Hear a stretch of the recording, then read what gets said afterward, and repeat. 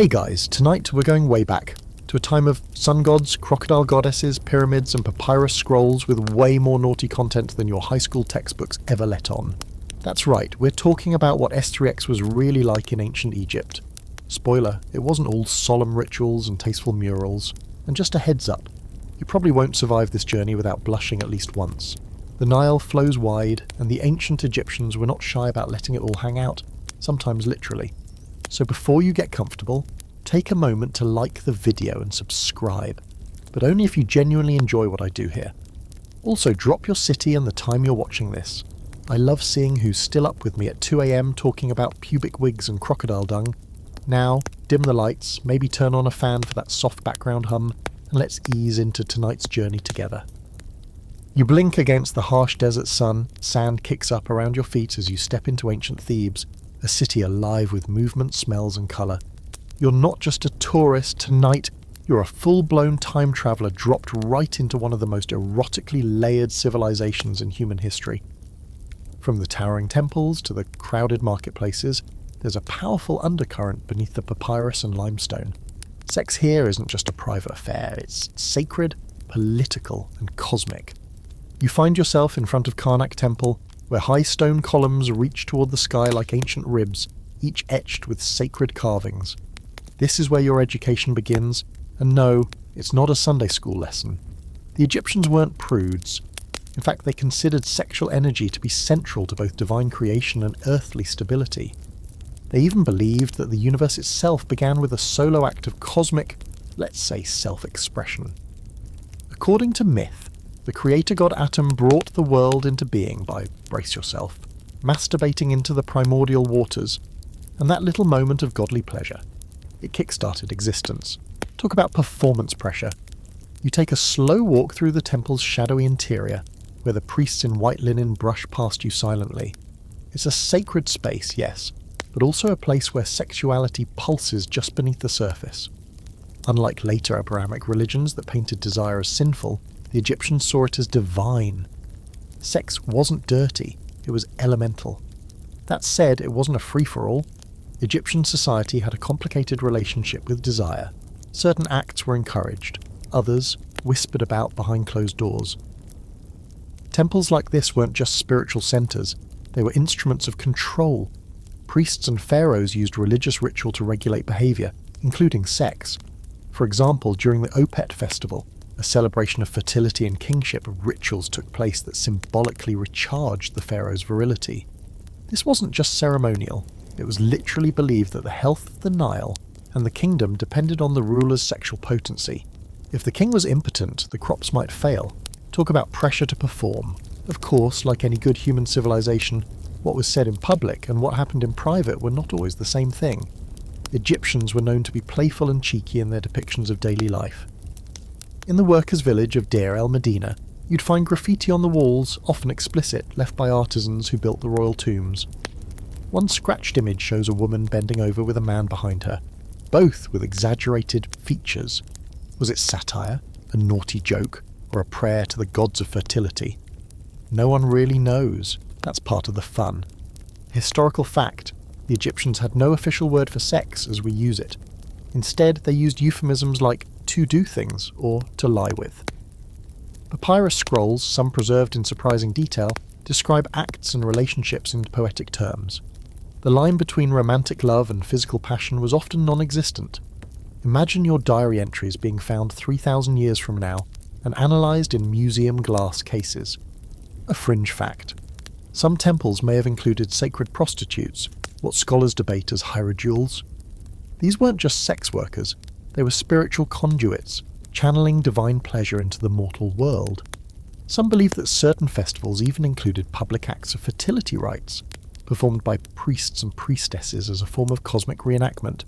Others argue that's just Victorian-era fantasy projected onto the past. The truth? Still debated. You pause in front of a mural showing the god Min, the deity of male fertility, whose statue is, how do we put this delicately, perpetually aroused. He's holding a lettuce stalk, which the Egyptians believed was an aphrodisiac. Around him are women with offering baskets, including perfume, oil, and, yes, sometimes onions. Aphrodisiacal onions. The ancient world is nothing if not inventive. The scholarly debate here is deep. Was sex in temples purely symbolic, or did physical rites really take place? Some scholars argue that suggestive temple art and mythological narratives are just metaphors, while others point to hints in ritual texts and archaeological findings that something very real and very physical was happening behind those thick-soled, thick-stone walls. The absence of direct evidence leaves space for speculation. Maybe it was both. Symbolic for some, literal for others. As you step out into the blazing light again, you realise just how public some of this could be. Egyptians didn't hide sexuality in the way later cultures did. Even clothing, if you could call it that, wasn't particularly modest. Men often wore kilts or went shirtless, and women wore sheer linen dresses. Nudity wasn't inherently sexual, it was normal. But context mattered. A woman walking nude through a temple would be scandalous. A female servant bathing by the river? Totally fine. Egyptian modesty was situational, not puritanical. You pass a group of children chasing each other through an alley, their laughter rising above the hum of the city. Sex may have been sacred, but it was also just part of life. Birth, love, fertility. These weren't hidden away or wrapped in shame, they were celebrated. Honoured. Sometimes even sung about in public. So here you are, barely into your journey, and already you've seen gods who climax creation into existence, murals with cheeky scribbles, and pharaohs whose erections may have held national importance. And that's just the temple forecourt. Get ready. Things are only going to get wilder from here. You wander deeper into the heart of ancient Egypt, past the courtyards and columns of Karnak, where dusty sunbeams fall like gold across the stone. The smell of incense still clings to the walls. Somewhere behind you, a priest chants an ode to Amun-Ra, but your guide, a friendly scribe with too much eyeliner and absolutely no filter, waves you over to a small alcove carved with scenes that would make your grandma clutch her pearls. This, he grins, is where the gods got busy. Welcome to Egyptian mythology, where divine sex isn't hidden behind metaphor. It's the main event. Creation stories here don't begin with light or void or divine breath. They begin with, well, a literal act of solo love from Atom. The creator god doesn't whisper the universe into being. He masturbates, ejaculating the twin gods Shu and Tefnut into existence. Shu becomes the god of air, Tefnut the goddess of moisture, and just like that, the elements of life begin to form from one cosmic climax. You take a step back, trying to wrap your head around it. It's not just shock value. To the Egyptians, this wasn't blasphemous. It was sacred. Erotic power wasn't separate from divine power. It was divine power. While some cultures would later try to scrub the gods squeaky clean, Egypt embraced the idea that desire is primal, even holy. Their pantheon includes gods who seduce, cheat, birth through unusual orifices, and yes, fall madly, dramatically in love. Take the story of Osiris and Isis. They are more than siblings, which is already eyebrow-raising. They're soulmates. After Osiris is murdered and dismembered by his jealous brother Seth, Isis famously reassembles his body, except for one missing part. Guess which? Right, his penis. But even that doesn't stop her.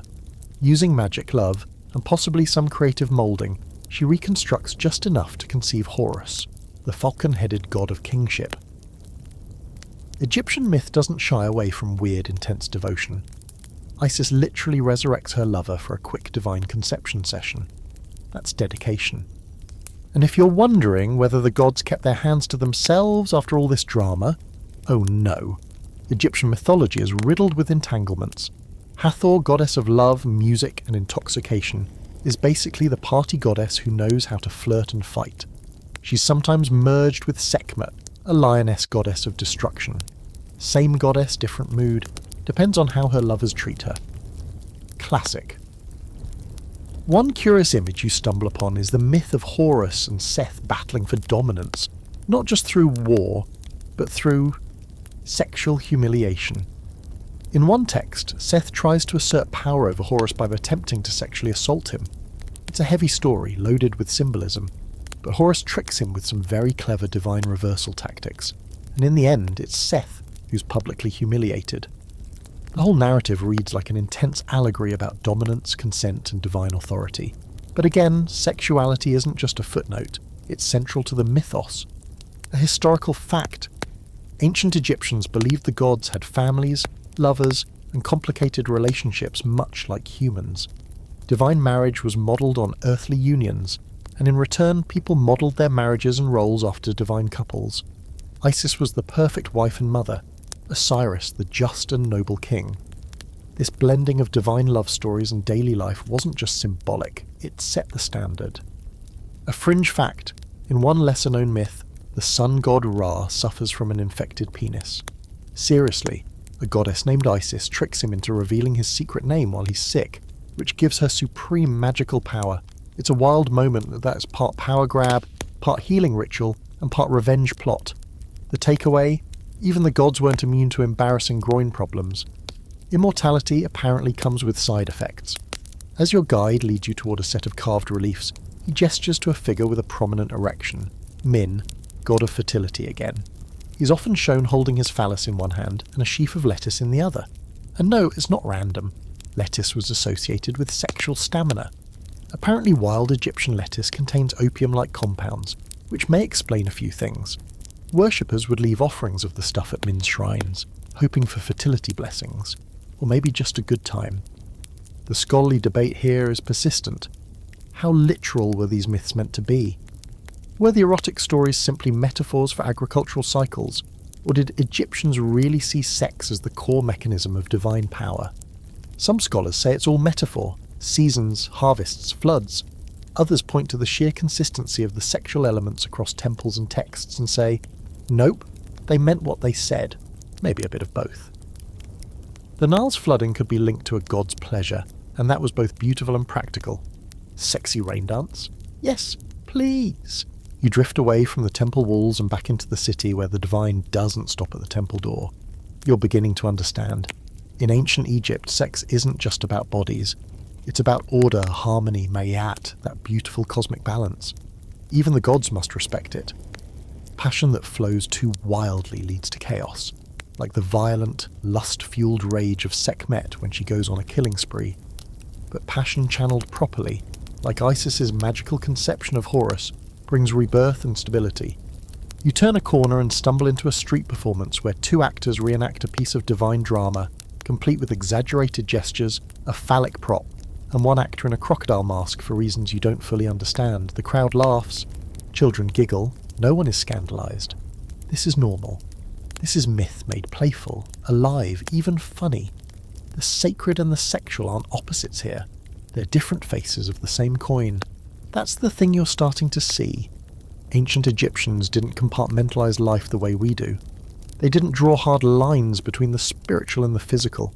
Their gods desired, loved, fought, grieved. They bled and birthed and, yes, got turned on. And because the gods did it, humans followed. Sex wasn't just biology, it was ritual, legacy, destiny. You take one last glance at the wall of carvings now glowing in the sunset. The sandstone practically hums with centuries of stories.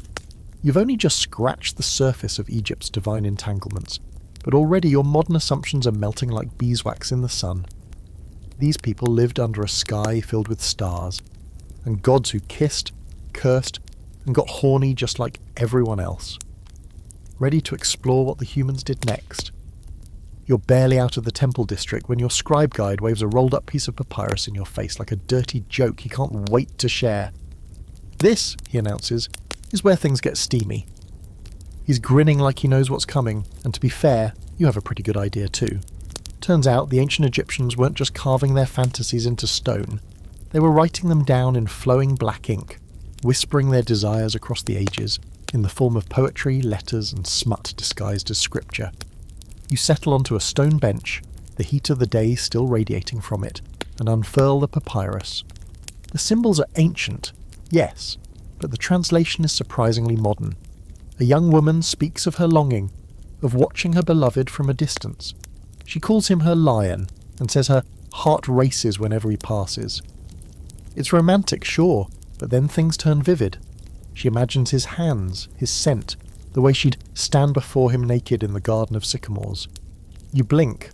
This is less Shakespearean sonnet, and more ancient thirst trap. Turns out love poetry in ancient Egypt didn't hold back.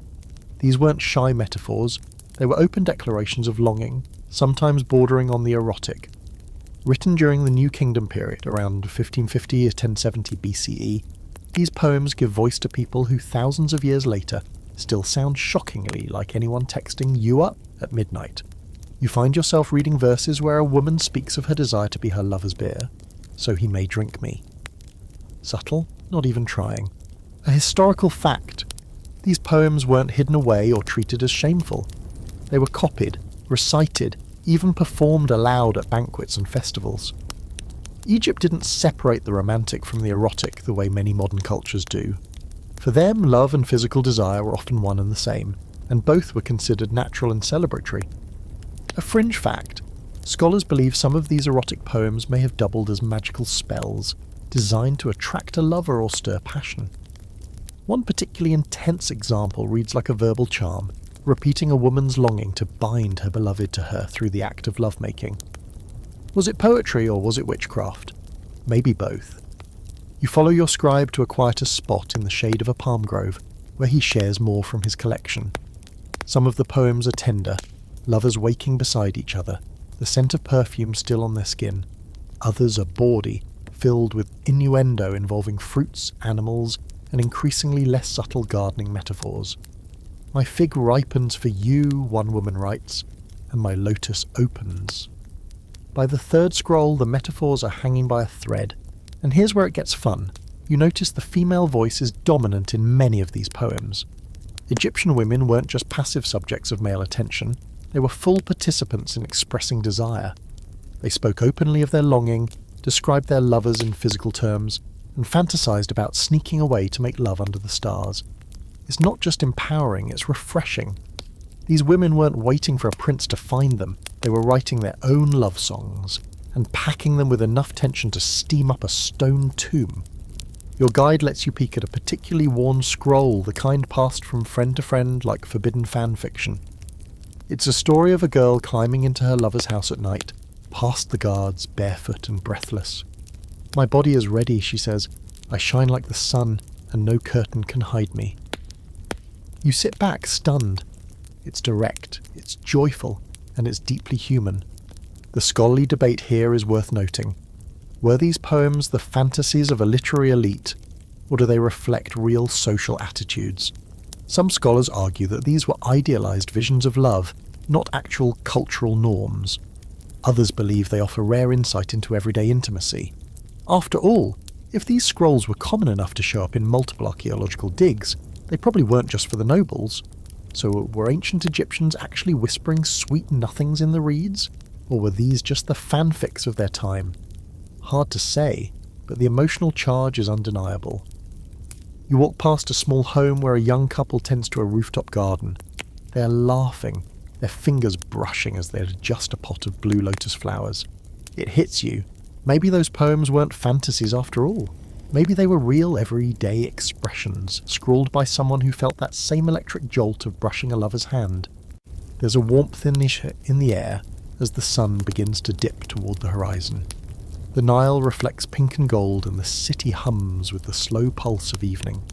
You imagine poets scribbling by lamplight, lovers exchanging verses before bed, or singing them by moonlight while the river flowed past. Love here wasn't something to be hidden or wrapped in metaphor. It was fragrant, passionate, sun-warmed. It was meant to be heard.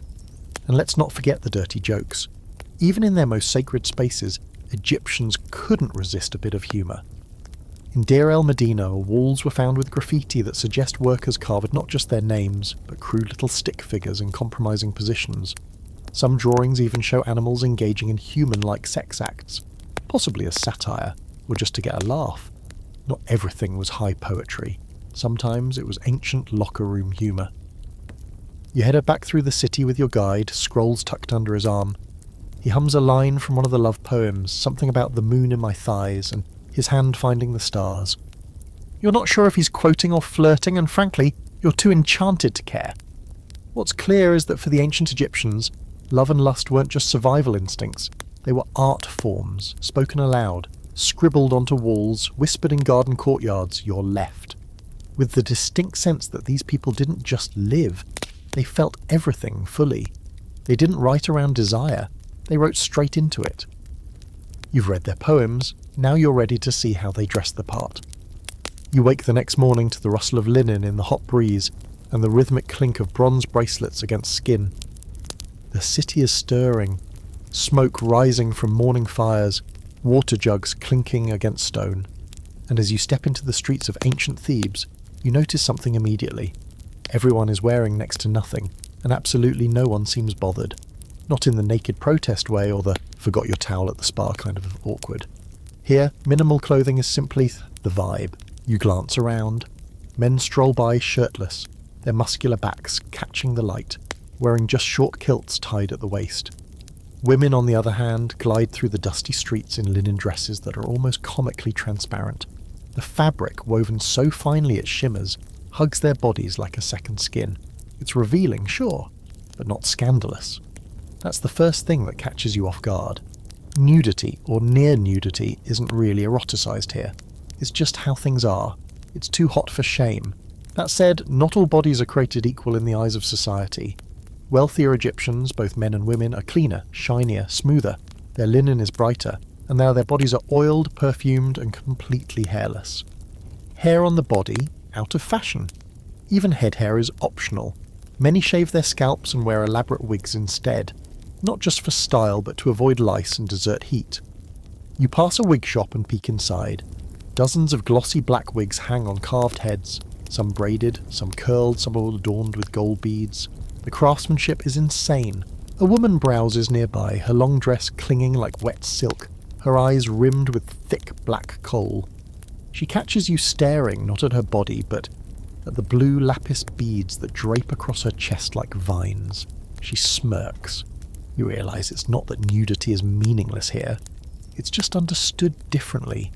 It's context that matters. A sheer dress in a festival? Fine. A bare chest in a temple? Scandal. But flash a thigh at a funeral and you've crossed a line. A historical fact. In ancient Egyptian culture, modesty was defined less by coverage and more by appropriateness. A labourer might work all day in nothing but a loincloth and no one would raise an eyebrow. But the same person showing up half-dressed at a temple or before a noble? Inappropriate. The setting and your status defined what was acceptable, not some universal body rule. A fringe fact. Some elite women were known to wear nothing but a jewelled belt and collar during festivals.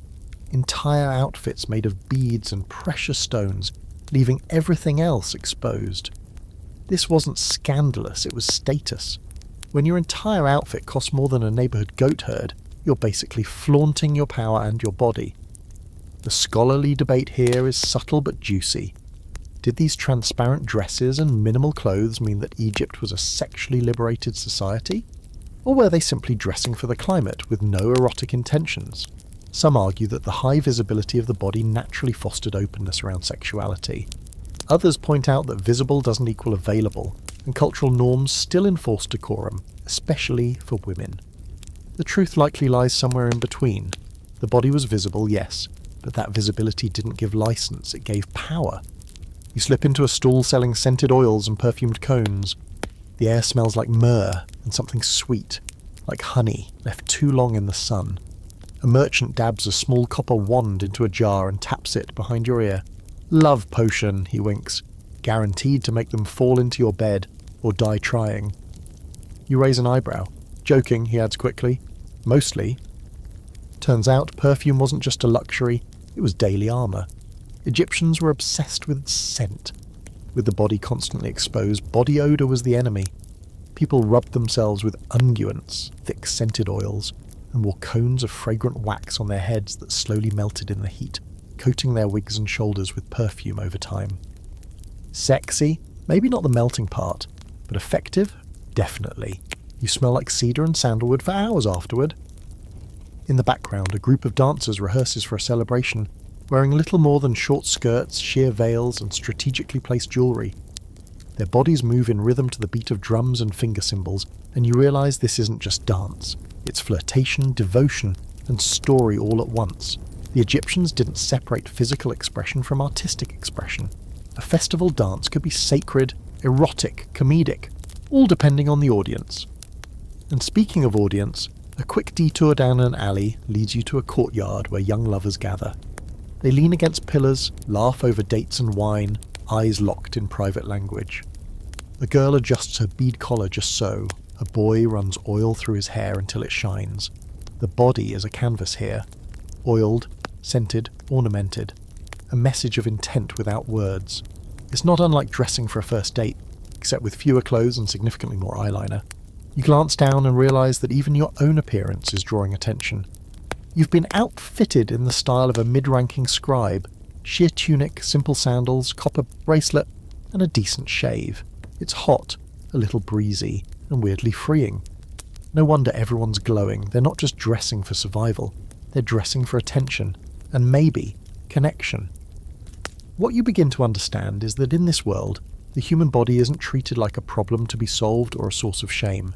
It's just part of the scenery, as normal as a palm tree or a stone pillar. Clothing exists, yes, but mostly as a frame, not a cover. As the sun begins to lower, casting everything in a warm amber hue, you watch people preparing for the night. Some apply fresh oil, others carefully adjust their wigs and jewellery. Lovers meet up, dancers finish their rehearsal, and the air thickens with a sense of anticipation. Everyone is on display, but no one is desperate. It's not about showing everything, it's about showing just enough.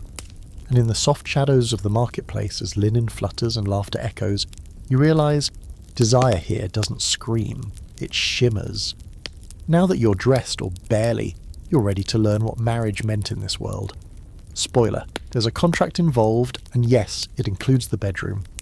You wander through the city with the perfume of night still hanging in the air, your sandals scraping softly against the worn limestone streets. The crowd's shifted. Yesterday's flirtations and see-through linens have given way to something quieter, more formal. You pass a courtyard strung with date palms and fabric, where musicians pluck gentle notes from lyres while women in polished wigs sit beside their betrothed. This, your guide whispers, is a wedding, and not just any kind. It's legal, binding, and yes, there's paperwork. Because in ancient Egypt, love wasn't just a feeling, it was a contract. A practical, sometimes spicy, thoroughly official agreement that came with responsibilities, expectations, and more than one line about how much action should be happening between the sheets. At first glance, the ceremony seems casual. There's no priest officiating, no dramatic vows like rings or sacred kiss. A couple simply moves in together, usually after agreeing to terms set by their families, but behind that simplicity lies an elegant structure.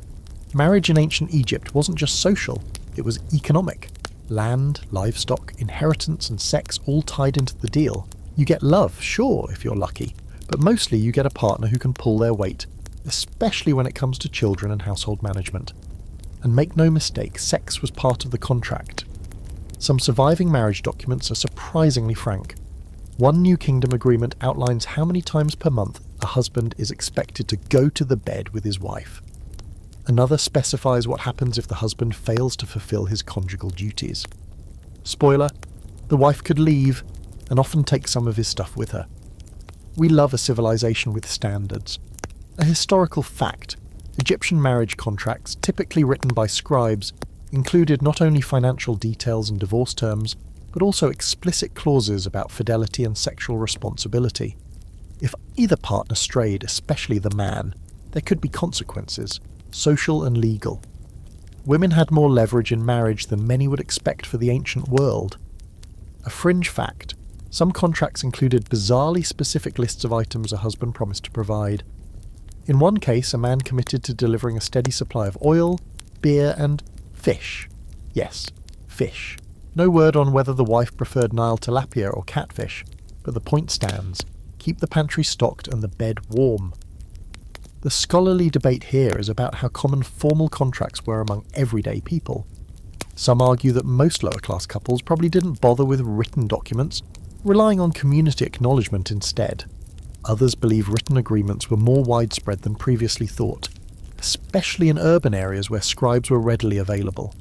Either way, the ideals of mutual obligation, emotional, sexual, financial, were deeply embedded in the culture. You peer over the shoulder of a scribe working on a fresh marriage document. The groom stands nearby, fidgeting. The bride sits calm, regal, her coal-lined eyes watching every word.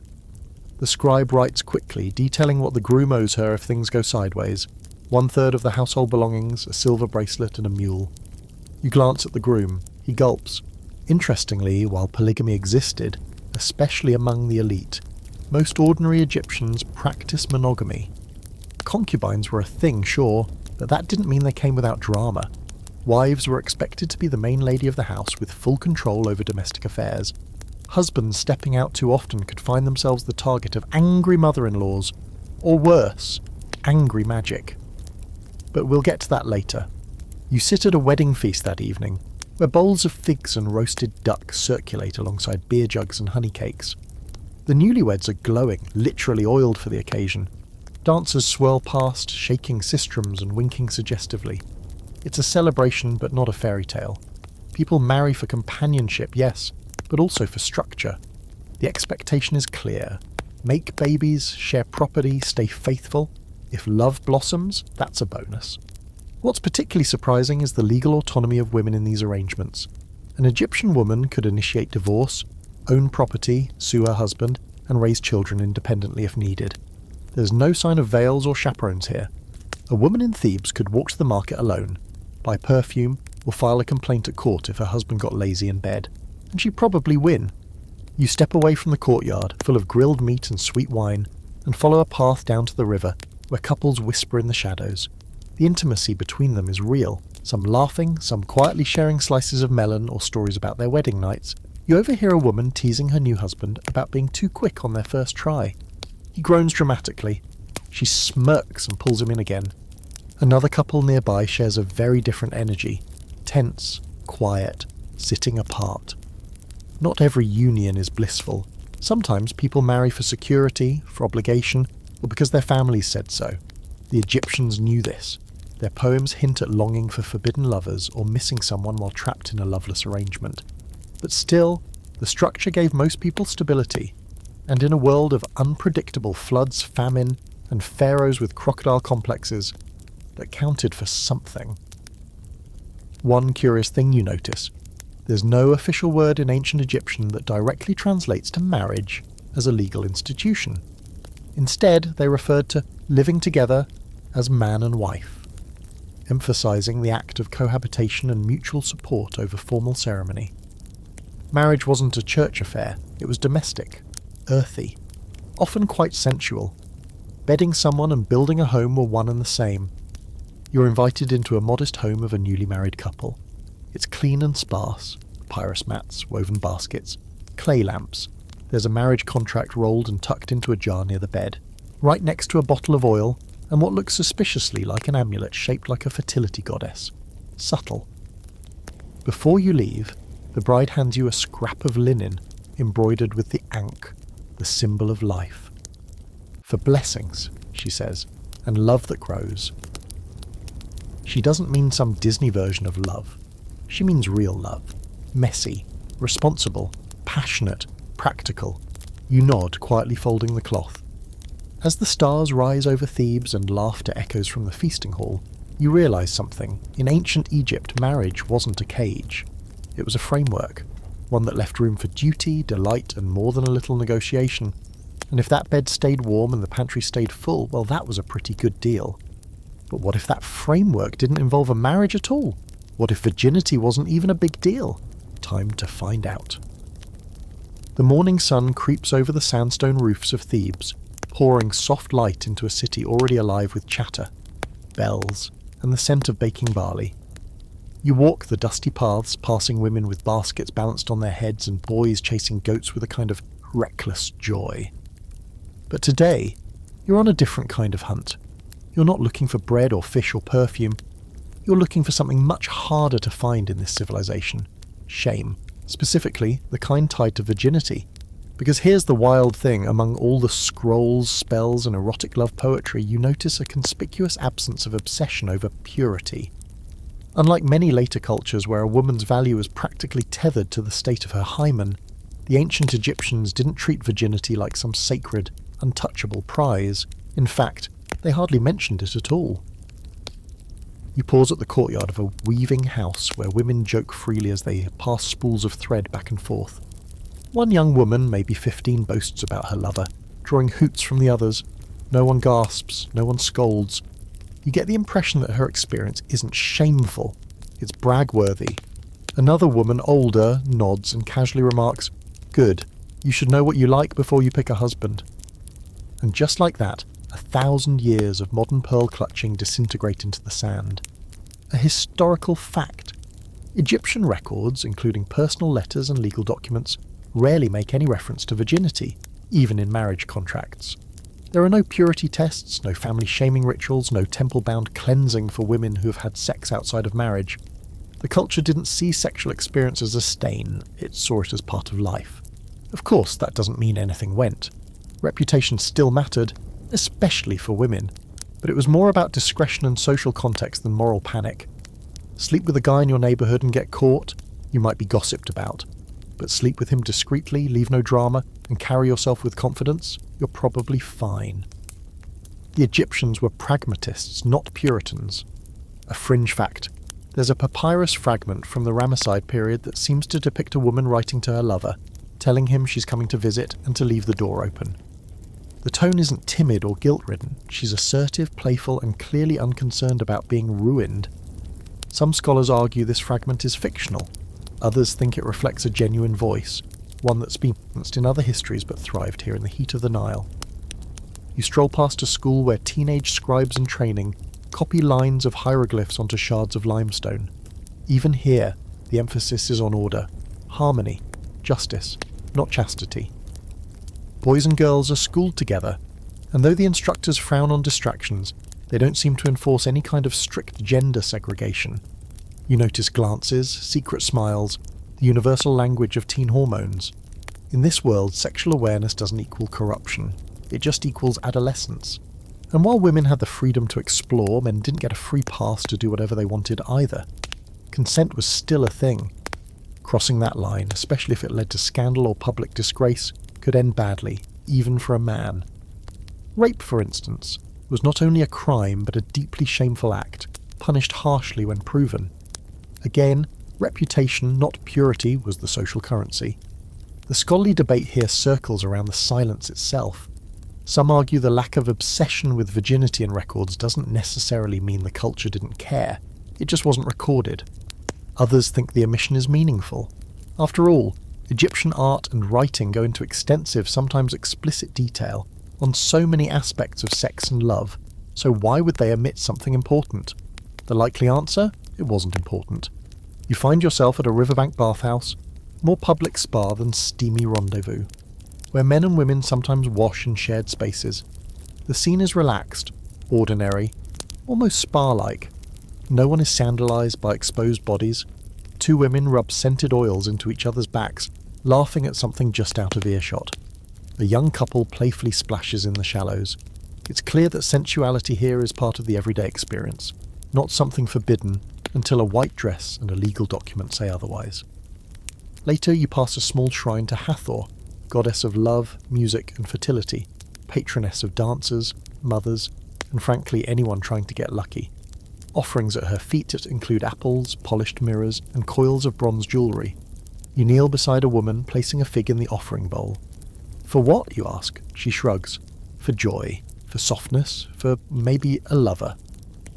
Then she walks away, hips swaying like someone who knows exactly what she wants and isn't afraid of wanting it. Even Egyptian gods and goddesses seem unbothered by the idea of sexual experience before partnership. Hathor, as mentioned, had lovers. Isis seduced her resurrected husband. Even.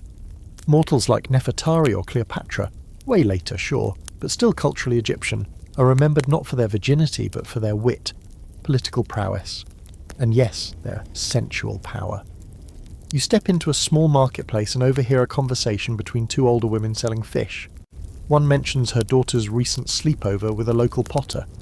The other tuts, not disapprovingly but with amusement. Hope he doesn't snore, she chuckles, handing over a wrapped trout. This is the tone. Not fear, not fury, just the casual acceptance of life unfolding. Still, the culture isn't without boundaries. Women who got involved with priests or nobles without permission, or who caused public disruption, could face consequences. But even then, the concern was about status, not sin. It wasn't you had sex that caused it problems. It was you embarrassed the wrong person.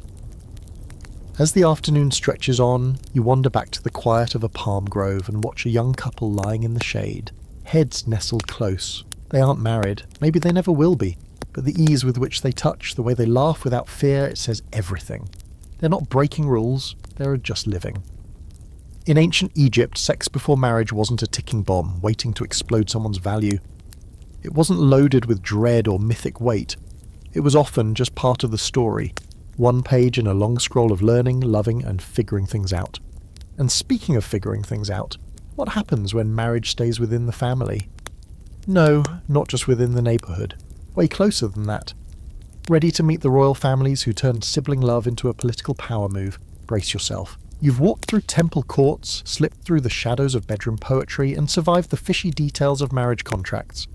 But nothing quite prepares you for what's next. Your scribe pauses at the threshold of a limestone corridor lined with carved cartouches and says, "Now don't panic, but we're going to talk about family. Very close family." He leads you inside with a smirk, like someone delivering both a history lesson and a juicy bit of palace gossip. And here it is, the wild linen-wrapped truth. In ancient Egypt, especially among the elite, incest wasn't taboo. It was policy. You step into a gallery covered in images of powerful couples gazing lovingly at each other. Husband and wife, yes, but also brother and sister. Sometimes half-siblings, occasionally father and daughter. It's the kind of thing that makes modern eyebrows launch into orbit, but here, it's just another tool of dynastic power. The gods did it after all. So why shouldn't the Pharaohs? And that's the key. Divine precedent. The myth of Osiris and Isis, sibling lovers, perfect parents, resurrected soulmates, wasn't just a bedtime story, it was a blueprint. Pharaohs weren't regular kings, they were gods on earth. And if the gods kept it in the family to preserve their sacred bloodlines, then mortal rulers would do the same. Political strategy wrapped in spiritual justification. A historical fact. Many pharaohs of the 18th and 19th dynasties married their sisters or half-sisters to keep the royal bloodline pure. Most famously, Akhenaten married his sister Nefertiti, or at least one of his sisters, the record's hazy. Their daughters may have married each other or their father. The lines get fast. King Tutankhamun, Akhenaten's likely son, was also the product of a sibling union. His skeletal remains suggest the toll. He had a club foot, scoliosis, and other congenital issues. A fringe fact. In one of the more unsettling interpretations of myth, some scholars believe the divine masturbation of Atum mentioned in earlier myths was reenacted ritually by the pharaoh at temples, sometimes including symbolic or literal sexual acts that mirrored divine incest or self-pleasure. Whether these were metaphorical or literal is still debated, but if true, it's a level of god cosplay no one asked for. The scholarly debate around royal incest is still lively. Some argue it was mostly symbolic. Titles like King's Sister may have been honorary, not literal. Others point to genetic studies and tomb inscriptions that strongly suggest full-on first-degree relationships. The bigger question is why this didn't cause more uproar at the time. And the answer seems to be because people believed in divine descent. If your ruler is part god, then divine logic trumps biology. Still, not everyone approved. In the villages and cities beyond the palace walls, normal people weren't marrying their siblings. Cousins, maybe. But brother-sister unions were almost entirely a royal and priestly class phenomenon. To the average Egyptian, this wasn't everyday practice. It was the weird, high-stakes chess game of the elite. Kind of like modern tabloids covering billionaire yacht weddings. Fascinating, out of touch, and occasionally grotesque.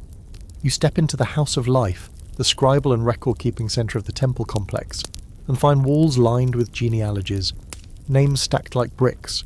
Pharaoh, sister, wife, or daughter didn't bride. Oh, it's dizzying. You notice the same names repeating over generations. The family tree looks more like a wreath. And the pressure, immense. Royal daughters were often married off to their fathers or brothers, not for love, but because introducing new blood into the royal line, especially commoner blood, was considered risky. The divine order must remain unbroken, even if that meant inviting all sorts of biological consequences. You pause at a painted image of a queen and king sitting side by side, their arms around each other. They look serene, symmetrical, powerful. Below them, servants bring offerings. You realise that despite the genetic cost, this wasn't about intimacy in the way we understand it. It was ritual, politics, symbolism. Two halves of the same divine being made whole through marriage. Erotic? Maybe, but mostly symbolic perfection. They weren't just ruling Egypt, they were Egypt. It gets even more complicated when you consider gender roles. Some queens, like Hatshepsut, took on male regalia and ruled as pharaoh in their own right. Others served as God's wife of Amun, a religious role often given to royal daughters, which sometimes required them to remain celibate, or possibly ritually participate in temple sex rites. The line between personal identity and political performance was blurry at best. You wander into a tomb where frescoes show family members performing rituals together. A brother places a flower crown on his sister bride. Their son stands behind them, born of both divine and human lineage.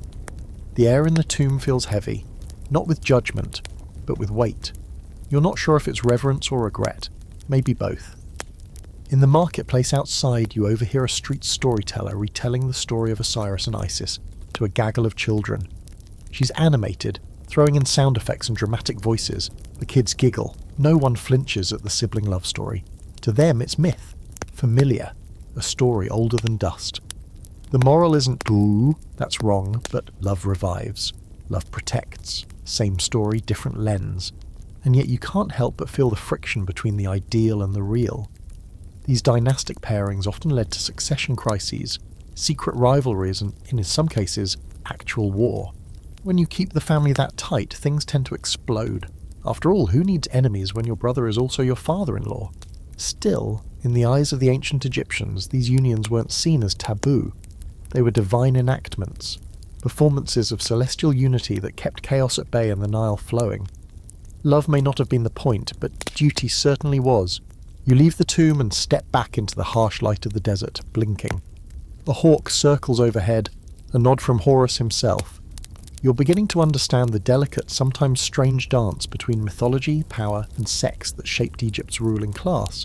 And just when you think it couldn't get more intense, you hear whispers of a tomb where the walls don't just show kings and queens holding hands, they show much more. Erotic images, explicit positions, ancient acrobatics. Time to see what got painted in the private chambers of the dead. You ready? The sun's high over Thebes now, glinting off polished stone and dazzling every inch of bare skin not shaded by linen, or a clay pot balanced on someone's head. But down here, away from the sun, beneath the city's pulse and daily bustle, you're being led into a tomb, and not the usual solemn kind. No grim-faced gods or mournful processions carved in stiff relief. This place is different. The torchlight flickers against the wall, and your guide, whispering like a kid about to show you contraband, waves his hand toward a panel of artwork that makes your jaw slacken and your inner historian scream, "No way!" Because here, painted in faded but unmistakable clarity, are two people mid-thrust, one hand gripping the wall for leverage, the other tangled in hair. Above them, a painted inscription reads something poetic about eternal delight in the afterlife. A little further down, another couple, this time upside down, limbs bent like a lotus in bloom. One figure is reaching for wine while the other... well, you get the idea. Welcome to the erotic art of ancient Egypt, and no, it wasn't a fluke or some stonemason's after-hours joke. Sexual imagery found in tombs, ostraka, limestone sketch pads, and sometimes even temple debris shows that the Egyptians weren't just writing poetry about sex, they were drawing it too, and sometimes in detail that would make modern erotica illustrators nod in quiet respect. A historical fact: one of the most famous pieces of ancient Egyptian erotic art is the so-called Turin erotic papyrus, dating to around 1150 BCE. It's essentially an illustrated scroll of sexually graphic scenes, accompanied by sarcastic or humorous captions. It was likely a satire, aimed at poking fun at elite or priestly behaviour, but its very existence proves that explicit imagery wasn't taboo. It was part of the visual language. A fringe fact: some tombs of craftsmen from Deir el-Medina include not just family portraits, but subtle erotic etchings, barely hidden in the background of daily life scenes. One image shows a man lifting a woman's skirt while she pretends to look away. It's the ancient equivalent of a smutty doodle in a yearbook. Crude, but weirdly charming. The scholarly debate around erotic tomb art is tangled. Some argue that images like those in the Turin papyrus were purely satirical, not meant to be taken seriously. Others think they reflect private beliefs about pleasure in the afterlife. After all, Egyptians believed that what you had in life should follow you into death. Food, servants, music, and yes, sexual pleasure. If a man enjoyed a good wine-soaked tryst in life, why wouldn't he want that eternally? You stare at the walls in this lesser-known tomb where the paint is cracked but still vivid. These aren't pornographic in the modern sense. There's no clinical focus or dehumanization. The figures are often mid-embrace kissing, sometimes even laughing. You see breasts, buttocks, erections, but also tenderness. You notice something else too, both male and female pleasure are depicted. There's balance, mutuality, a strange warm equality in the way their bodies are drawn. Neither dominant nor submissive, just entangled. Even the gods weren't above a little visual flair. In a temple carving you passed days earlier, the god Min stands proudly erect, surrounded by offerings. You now realise that wasn't just religious iconography, it was a visual promise of virility. Some scholars believe that statues or stelae depicting aroused male figures were placed near fields to encourage fertility. Erotic symbols weren't private, they were practical, sometimes spiritual, and occasionally hilarious. You move into another chamber where the images shift. A man lies on his back, a woman straddling him, her head turned playfully over her shoulder. A monkey sits nearby, holding a jar of wine. You're not sure if it's symbolic or just someone's idea of a party guest, but the intent is clear. This was meant to entertain, or tease, or maybe bless the tomb's owner with a very exciting eternity. And here's the twist. These kinds of images likely weren't hung in homes or temples. They were stashed away, tucked into private tombs, painted onto scraps of pottery, passed around in elite circles. Erotic art wasn't for public display, but that didn't mean it was shameful. It was personal, playful, a wink across the centuries. You hear a soft laugh from your guide who taps one figure's head and says, "See the bald spot? That's the overseer from the quarry. He commissioned this." You blink. Real people, real jokes, possibly real faces drawn into these scenes. It's not just fantasy, it's satire, maybe self-parody, maybe wish fulfillment. Some modern scholars compare the Turin Papyrus to political cartoons, exaggerated, mocking, but always rooted in something real. Maybe it was a dig at religious hypocrisy, maybe it was a bachelor party gift, or maybe, like all good smut, it just made people smile in places they weren't supposed to. You sit on a stone bench near the back of the tomb and run your fingers along a line of hieroglyphs. It reads, loosely translated, "May your pleasures never end, may your nights be long, may your bed be never cold." You think about all the other tomb inscriptions you've seen, most focused on offerings, gods, family lines. This one, it's just about joy. That's the thing. For all their rituals and order, the Egyptians didn't exile pleasure to the shadows. They saw it as part of the divine cycle. Fertility, after all, was life, and sex, that was the sacred engine that kept the world turning. You weren't supposed to die with a soul full of regret and a body that never danced. You were supposed to go out remembering the taste of dates, the touch of someone you loved, and the way it felt to laugh naked under a linen sheet. The torchlight dims as your guide leads you back up toward the entrance. Outside, the world feels brighter, louder. But you carry those images with you, figures frozen in timeless pleasure, giggling gods and lovers sealed in stone. They didn't fear sex, they honoured it, even made fun of it. But most of all, they remembered it. And now that you've seen what the dead took with them, it's time to return to the land of the living. Let's head to the bathhouse and talk grooming, and yes, more grooming. Pubic wigs? Anyone? You emerge from the tomb blinking, eyes adjusting to the high noon blaze. The art still dances behind your eyelids. Those tangled limbs, sideways glances, the wine-holding monkey. And yet the living world waits with its own flair for the erotic. You step into a shaded alley where a cool breeze filters in from the river, and suddenly you're hit with something strong, fragrant, and oddly floral. Not jasmine, not frankincense. It's more personal than that. It's skin, oiled and perfumed, not naturally, but very much by design. You follow the scent like a hungry cat and find yourself in one of the city's many grooming houses. Inside, the air is thick with incense and gossip. Reed baskets overflow with lotus flowers, pomegranate peels, and bundles of mysterious herbs. Two men argue about the benefits of rose oil over myrrh, while a young woman leans back in a chair, her thighs slick with golden liquid, her wig carefully adjusted by a stylist who's humming a song that's at least half innuendo. Welcome to the beauty culture of ancient Egypt, where grooming isn't just about cleanliness, it's sex, status, seduction and survival, all rolled into a polished, hairless, sweet-smelling package. Let's start with the basics. Nobody here is walking around with pit hair or stubble. In ancient Egypt, being smooth was everything. Women, men, royalty, servants, if you could afford it, you got rid of it. Razors made from sharpened bronze, tweezers, sugaring pastes and pumice stones were all used regularly to maintain a polished look. The smoother your skin, the more refined you appeared, not just physically but morally. Hairlessness was associated with ritual purity and civility. Hair, especially in the wrong places, was animalistic, chaotic, uncultured. A historical fact, Egyptians removed all body hair from their bodies as part of regular hygiene, but especially for intimacy and ritual cleanliness. Both priests and prostitutes underwent regular full-body shaves.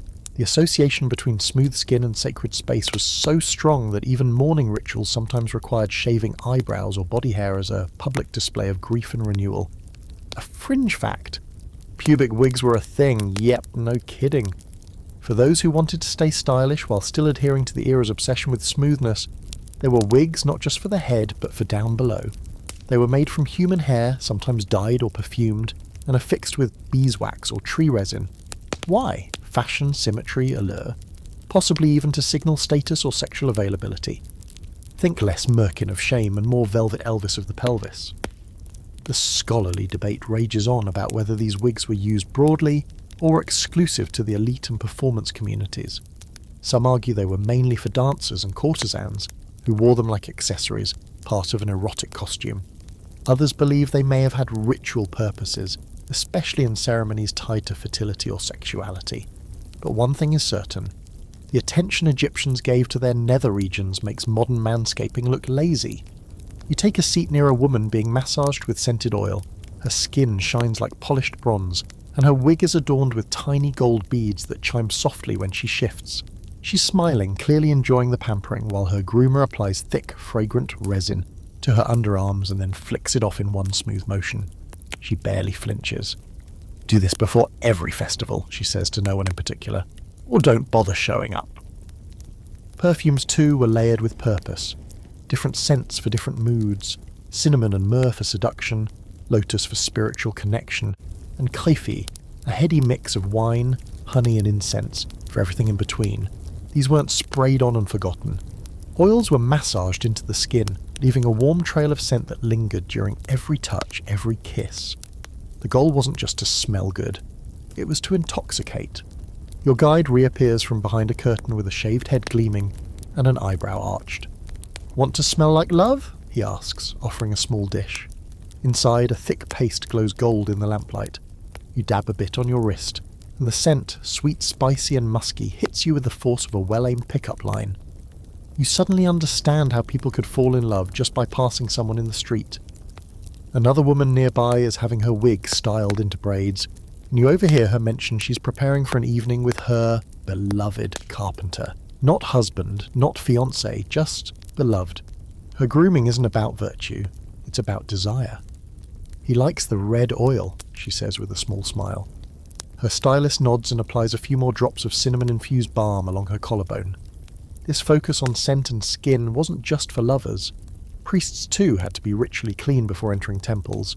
That meant head-to-toe shaving, daily baths, and elaborate anointing with oils. So while you might think you're watching someone get ready for a date, they might also be preparing for a sacred rite. Again, Egypt doesn't separate the sensual from the spiritual. It just flows smooth as a river from one to the other.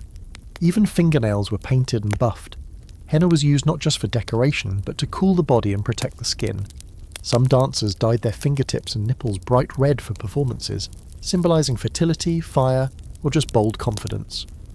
Cosmetic chests found in tombs included mirrors, razors, tweezers, and tiny pots of pigment for eyes, lips, and yes, intimate areas. Everything had its place, and every place had its meaning. You pass a group of young men lounging under a canopy, their torsos oiled and shining. One is having his feet scrubbed, while the others swap stories about a girl at the beer house, who apparently smells like summer figs and whose wig has little silver bells that tinkle when she walks. Like music, one of them says dreamily. You get it. Desire here is a full sensory experience. As you leave the grooming house, your skin slightly tingling from a sample scrub and your wrist still humming with that red oil scent, you realise this isn't just about aesthetics. It's ritual, performance and self-expression. Whether you're a dancer, a priest, a lover, or all three, your body is a message, and it needs to be perfectly, seductively, unmistakably legible. So now you look the part, smell the part, and maybe even feel the part. But what about control? How did they keep all this desire from turning into a full-on population boom? Time to visit the apothecary and ask about contraceptives. Warning, things are about to get real squishy. You follow your nose through a crooked side street, past jars of cumin, racks of drying fish, and the faint scent of goat dung, until you arrive at a clay-walled apothecary wedged between a basket-maker's stall and a woman selling what can only be described as aggressively fermented figs. Inside, the air is thick with herbs, chalk dust, and something swampy. Your guide nudges you forward with the glee of someone who knows what you're in for. Time to talk about birth control, he says, holding up a bowl of greenish paste.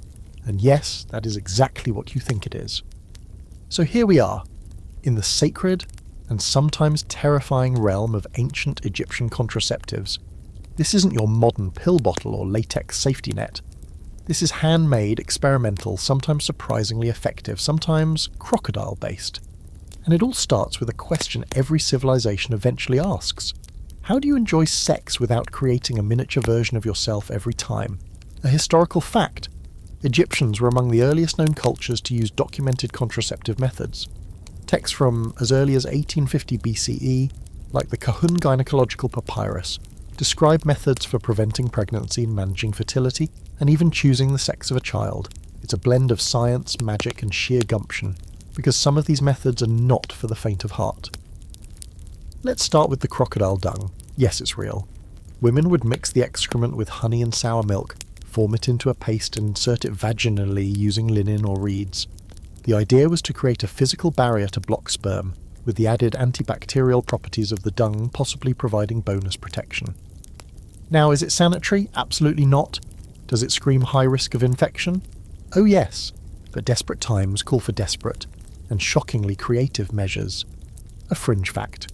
Some researchers argue that fermented dung may have had mild spermicidal properties due to its lactic acid content.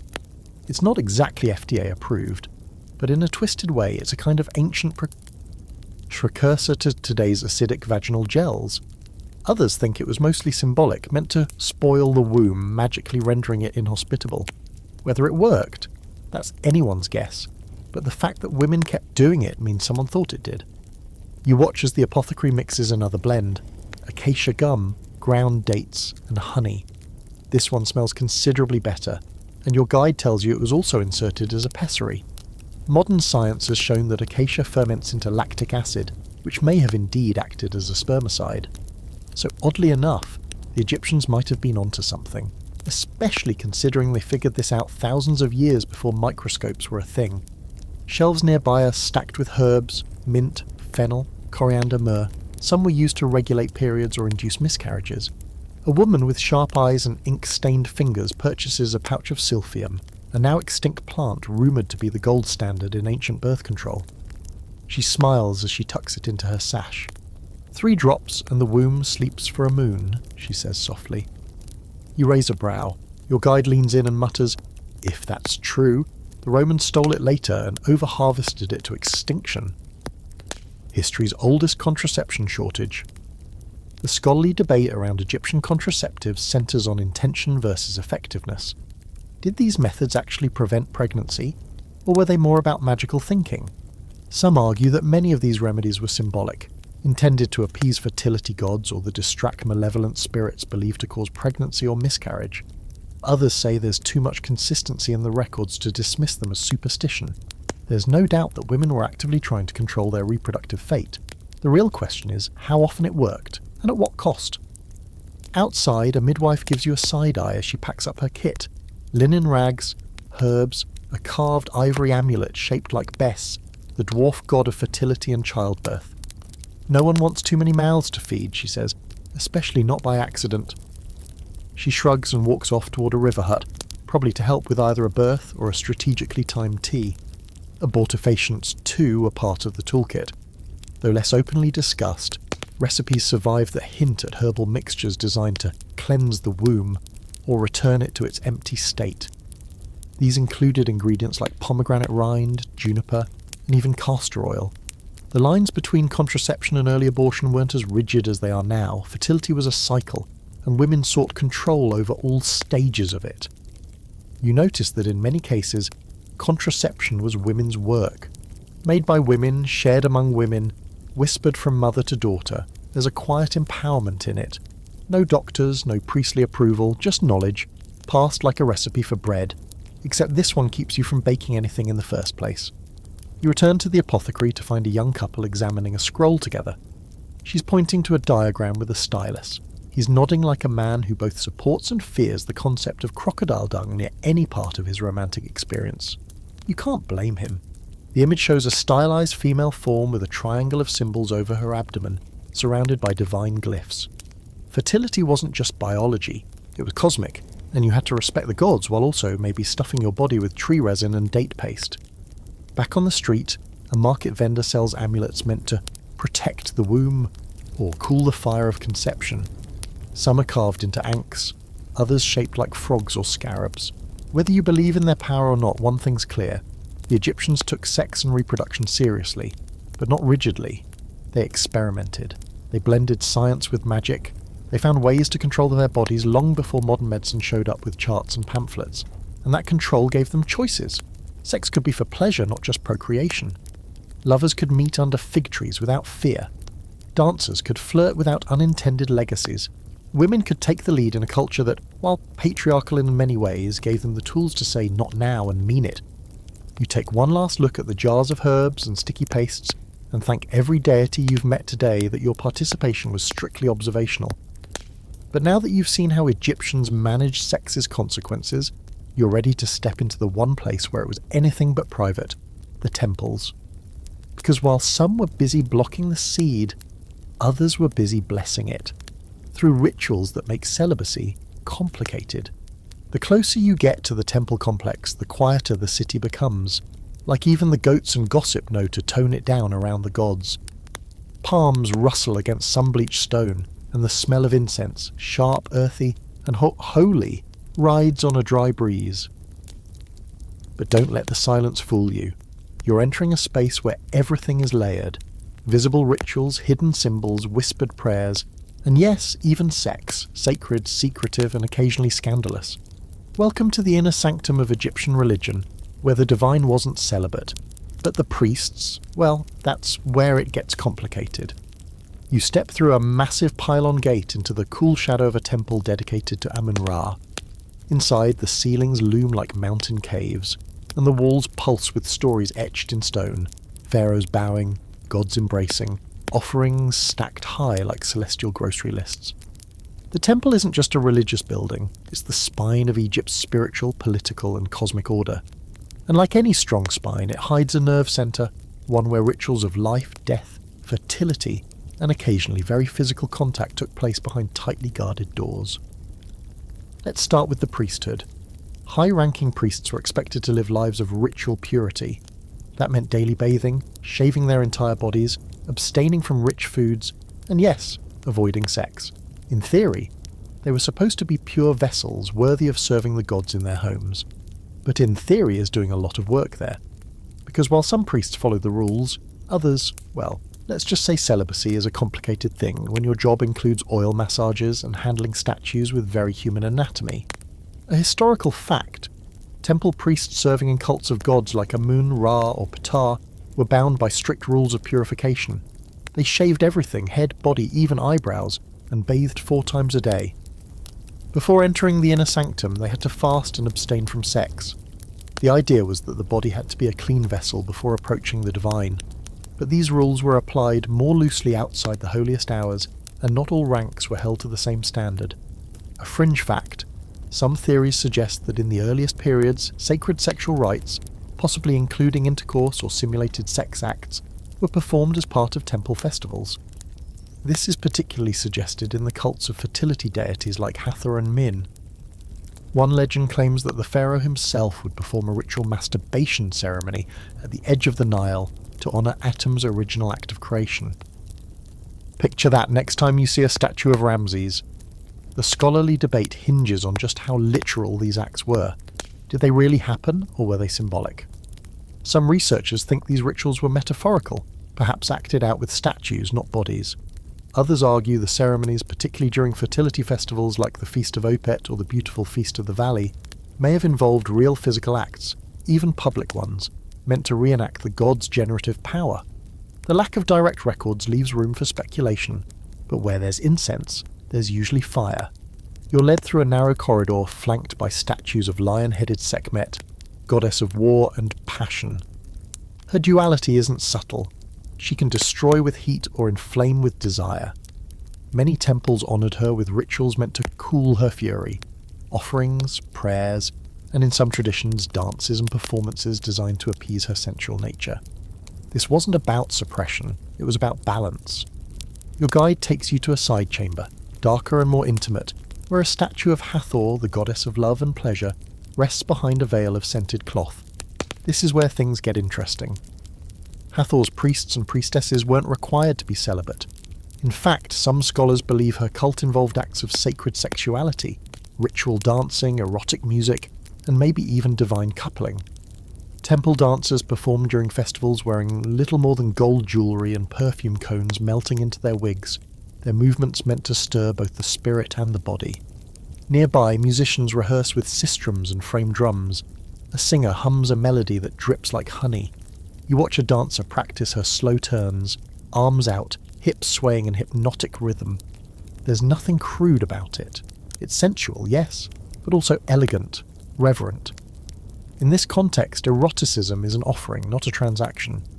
You sit with a young initiate, her skin still bearing the faint scent of lotus oil. She tells you that sacred sexuality isn't about indulgence, it's about embodying the divine. When I dance, she says, I become Hathor.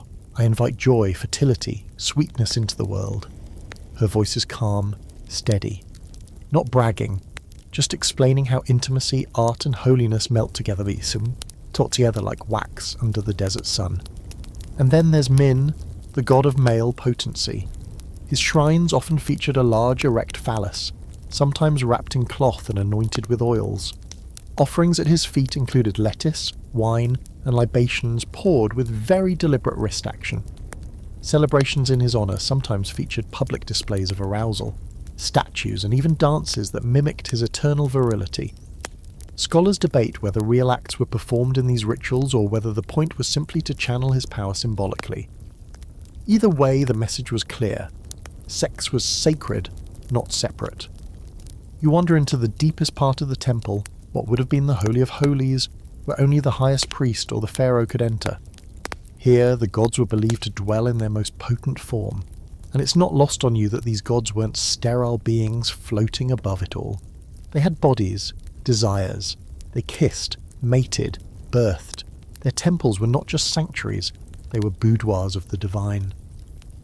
Back outside, the light stuns your eyes. The heat hits harder now, like the sun's trying to burn away what you just saw. The line between sacred and sensual is thinner than you expected. In Egypt, the body wasn't dirty. It was a vessel. Pleasure wasn't temptation. It was tribute. Whether in prayer, in ritual, or under the veil of incense, sexuality lived side by side with piety. And priests, they walked a razor-thin edge between purity and passion. You walk past a novice scrubbing the temple steps with rose water, his bare scalp glinting in the light. He looks up and grins as if to say, yeah, it's weird, but it works. Now that you've seen how religion sanctified desire, it's time to find the magical tools people use to influence it. Charms, potions, incantations, and maybe a few amulets that promise to make you irresistible. Let's go shopping. The sun slouches toward the horizon now, casting Thebes in a gold-drenched calm that makes even the most crowded streets feel like a dream. But the city isn't slowing down. Not really. It's just shifting. The markets are quieter, yes, but a different kind of commerce is picking up. You're following your guide now through a back alley lined with apothecaries, incense sellers, and charm peddlers. They call it the Whisper Market, though no one really whispers here. They mutter, chant, bargain, and occasionally shout when someone tries to pass off painted wood as lapis lazuli. You've come looking for something special tonight. Not bread, not wine, not even a bronze amulet of Horus for good luck. You're here to shop for magic. Specifically, magic of the heart, the hips, and the loins. Welcome to the world of ancient Egyptian fertility magic and amulets, where sex, desire, and supernatural belief are tied together with linen cords and sealed with a prayer. You stop at the first stall, a cluttered table piled with figurines and beads. The merchant, a wiry man with a voice like crushed papyrus, greets you with a crooked smile and a handful of carved frogs. For virility, he says, pressing one into your hand. Smooth and green, probably glazed faience, shaped like a little squatting frog with wide eyes and an eternal smirk. Frogs are for life. Fast swimmers, you understand? You do understand, too well. A historical fact. Frogs were sacred symbols of fertility in ancient Egypt, tied to the goddess Heket, who was associated with childbirth and renewal. Amulets in her image, often as frog figurines or pendants, were worn by women hoping to conceive, or by men who wanted to help get the job done.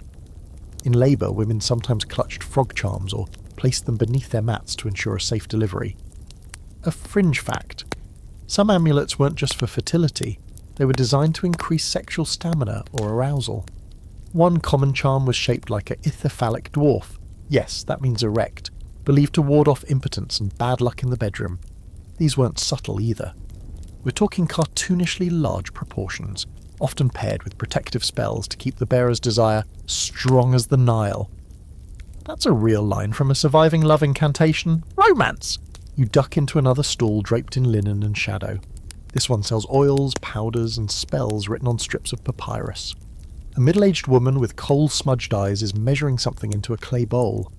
Coriander and fenugreek, she mutters, to make the body ready. She sees you and nods toward a shelf filled with small vials. This one's for arousal. This one makes you more attractive. This one, she adds with a wink, gets you out of awkward situations afterward. You look closer. Each bottle is labelled in red ink, and beneath the instructions are tiny hieroglyphic prayers, half medical, half mystical. Many blend the physical with the magical. Rub on the thighs and wrists before speaking with your beloved. Mix with beer and drink under moonlight for full effect. Bury beneath his threshold if he ignores your affections. That last one comes with a warning not to overuse it. Love magic, it seems, has its fine print. Your guide translates a fragment of one spell aloud. It's a love incantation meant to bind a man's heart and body to the speaker. It goes, "Let his desire rise like the sun. Let his member stand like the obelisk of Ra, and let him not sleep nor eat until he lies beside me." Charming. The scholarly debate here, naturally, is about just how widespread these practices were. Were they fringe superstitions or common household rituals? Some argue that fertility and love magic was part of everyday life for most Egyptians, something women practiced casually, like brewing tea. Others think the more dramatic spells, especially the ones involving effigies or symbolic bindings, were used sparingly, maybe only by those who felt truly desperate or wronged. But the volume of artifacts tells a story. Amulets shaped like fig leaves, symbolic genitalia, hearts, frogs, and lions have been found in tombs, homes, even under beds. Magical texts about love and lust show up alongside treatises on the medicine, astronomy, and dream interpretation. This wasn't fringe, it was part of the system, the divine and the sensual, the magical and the mundane, all seamlessly woven together. You pause in front of a case of best figurines, the protector dwarf god with his wild beard, lion ears, and big belly. He's ugly by design. His whole job is to scare off evil spirits and make people laugh, all while protecting women during childbirth and sex. Sometimes he's shown playing a tambourine or sticking out his tongue. Occasionally, he's also visibly aroused. This is Egypt, after all. Even your household god might be packing.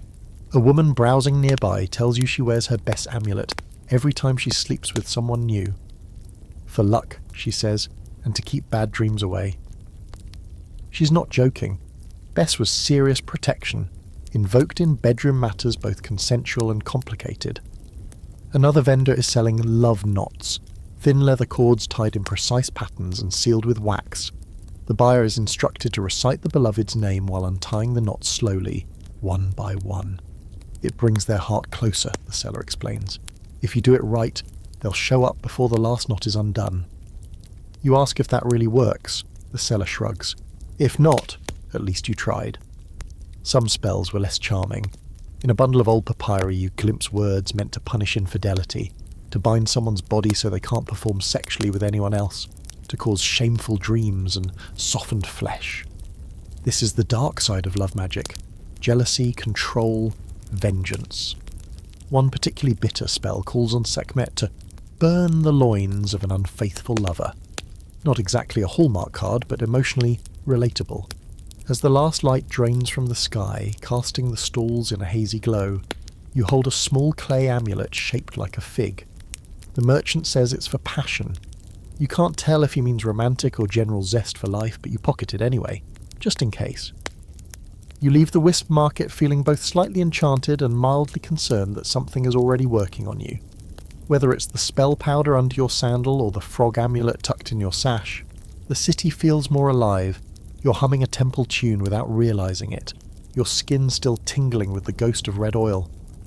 Magic here isn't dramatic. It's not about wand waving or lightning bolts. It's practical, intimate, tied to the body like linen to skin. You don't cast a spell at someone, you tie it into your daily life. And maybe that's the real enchantment. Next up, let's go knock on the palace door. Because if this is what the average citizen's doing, just wait until you see what Pharaoh's up to. With his concubines, dancers, and a harem as politically charged as it is pleasure-filled. The sun is down now, but the palace never really sleeps. Firelight flickers from tall brass braziers, casting rippling shadows on colonnades that stretch endlessly into darkness. You're outside the gates of the royal compound, where guards in feathered helmets keep a practiced eye on everyone and everything, including you. But your guide flashes a signet, don't ask where he got it, and with a nod, you're allowed to enter, not just the throne room, not just the administrative halls, but deep into the heart of royal pleasure itself. Tonight, you're going behind the veil of power, into the harem of the pharaoh. But before your imagination runs off, slow down. This isn't a chaotic, steamy pit of satin sheets and writhing bodies. Not exactly. It's more like a small, highly managed town within a palace. There are schools, temples, gardens, and kitchens, all enclosed in high walls. The harem, or what the Egyptians called epet nesut, literally the secluded place of the king, was a complex institution. Yes, it was about pleasure, but it was also about politics, lineage, diplomacy, and status. You pass under an archway and into a courtyard where musicians pluck harps and whisper songs about wine, moonlight, and secret kisses. Women in gauzy linen sit in clusters, painting each other's toes, sharing gossip, or practicing dances that double as rituals of seduction. These are not ordinary citizens. Most are noble women, some from Egyptian elites, others sent from foreign kingdoms as part of treaties or tribute. Being here isn't just about sharing the pharaoh's bed, it's about positioning your future children to inherit land, titles, or maybe even the throne. A historical fact, pharaohs often had multiple wives and many concubines, though usually only one great royal wife, a queen in title and ceremony. The harem could house dozens, even hundreds of women, as well as their children, tutors, attendants, and eunuchs. It functioned as both a pleasure enclave and a political nursery. A fringe fact. Some scholars believe that during major festivals or in moments of national ritual like the Sed festival, where the king renewed his right to rule, the harem women participated in fertility rites, possibly including symbolic or actual group ceremonies meant to invigorate the king's life force. Whether these were sacred or purely performative is still up for debate, but their power was real. A well-loved concubine could alter the course of dynastic succession. Tonight, though, things feel more relaxed. You're led through cool halls lined with painted lotus columns and brought to a small private garden where a group of women lounge by a pool. The air is thick with perfume and hibiscus blossoms. One woman, wearing a gold collar and nothing else, plays a lazy rhythm on a hand drum while another braids her hair. They glance at you but don't seem startled. Guests happen. Visitors happen. In here, the gaze of the pharaoh is the only one that matters. You're offered wine, sweet, sticky and spiced, and a plate of figs, dates and melon. A young attendant pours water over your hands and dabs them dry with linen. No one says much at first. Words here are currency and they're used carefully. Eventually a woman in a lapis wig and leopard print sash speaks. She's not just another face. She's one of the king's favoured companions, and she knows it. "I am the mother of his laughter," she says, "and the keeper of his sleep." It's poetic, sure, but also a power statement. In the harem, proximity to the king means influence, and influence means protection. The scholarly debate around the Egyptian harem centres on its purpose. Was it a literal sex colony or a political mechanism? The truth is both. The pharaoh's need for heirs, and backups for those heirs, meant many women were brought into his inner court. But only a few held true power. The rest formed alliances, birthed sons who might one day become generals, and waited. Some rose through charm, others through cunning. You're taken to another chamber, where a performance is underway. Dancers move in perfect synchrony, their hips rippling like water, their arms raised in slow, elegant arcs. The music is low, almost hypnotic. This isn't entertainment for just anyone. This is sacred movement, a performance meant to honour Hathor, the goddess of love, beauty and joy, but also to rekindle the fire in the pharaoh's blood. This is seduction as ceremony. And here's the thing. Pleasure in the harem wasn't always about sex. It was about companionship, artistry, emotional intimacy. The pharaoh didn't just want a body. He wanted laughter, poetry, challenge. Many harem women were educated, trained in music, dance and debate. Some advised on foreign policy. Others wrote poems still found on the backs of ostraka. Love notes never meant for the public but now on display in museums. You sit with a scribe who's copying one such note, written in delicate cursive hieratic. "My love is like wine from the north," it reads, "cool and sweet and impossible to forget." He shrugs. "She wrote this for him," he says, "or maybe for someone else entirely." Jealousy, of course, was inevitable. With so many women and limited attention to go around, rivalries brewed like fermented beer. But open conflict was rare. Subtlety ruled here, gifts to the right priest, a strategically timed illness, a chance encounter in a garden when the king happened to be passing by. The harem had its own political system, complete with scheming mothers, ambitious sons, and the occasional whispered spell to trip up a rival. You're shown a chamber where the great wife, the queen, resides. Her suite is calmer, more regal, and clearly higher in rank. No dancers here, just silence, incense, and the quiet buzz of authority. She may not always have the king's bed, but she holds the sceptre, the ceremony, and often the crown's succession rights. Many queens were the pharaoh's sisters or half-sisters, linking them not just to his heart but to his bloodline. If the harem is a tide pool of power, the queen is the stone at its centre. You return to the garden, wine still on your tongue, and watch as the moon rises above the walls. Somewhere someone is laughing softly. A lute strums in the distance. You're left with the sense that this place, so often misunderstood as just a harem, is more complex than any one definition. It's a sanctuary, a school, a stage, a battlefield, and yes, sometimes a bedroom. The pharaoh may rule Egypt from his throne, but in this place desire is the real currency. And these women, they're the bankers. Now let's slip out quietly, because next, we're diving into the lives and tombs of those who didn't follow the straight and narrow path. Queer love stories wrapped in linen and carved in code. You leave the palace with your senses slightly overstimulated. Too much wine, too many eyes watching, too many smiles that felt like secrets wrapped in silk. But the air outside is cooler now, almost gentle, and the stars above Thebes blink like they know what you're about to discover next. Tonight, you're heading not into the palaces of kings, but into the spaces between. Tombs, side streets, private letters, and carved hints where the lives of those who love differently are written between the lines. Tonight, you're chasing the queer threads woven quietly into the vast tapestry of ancient Egypt.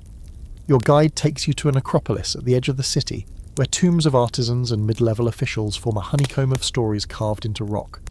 One tomb in particular stands out, not for its size or riches, but for its intimacy.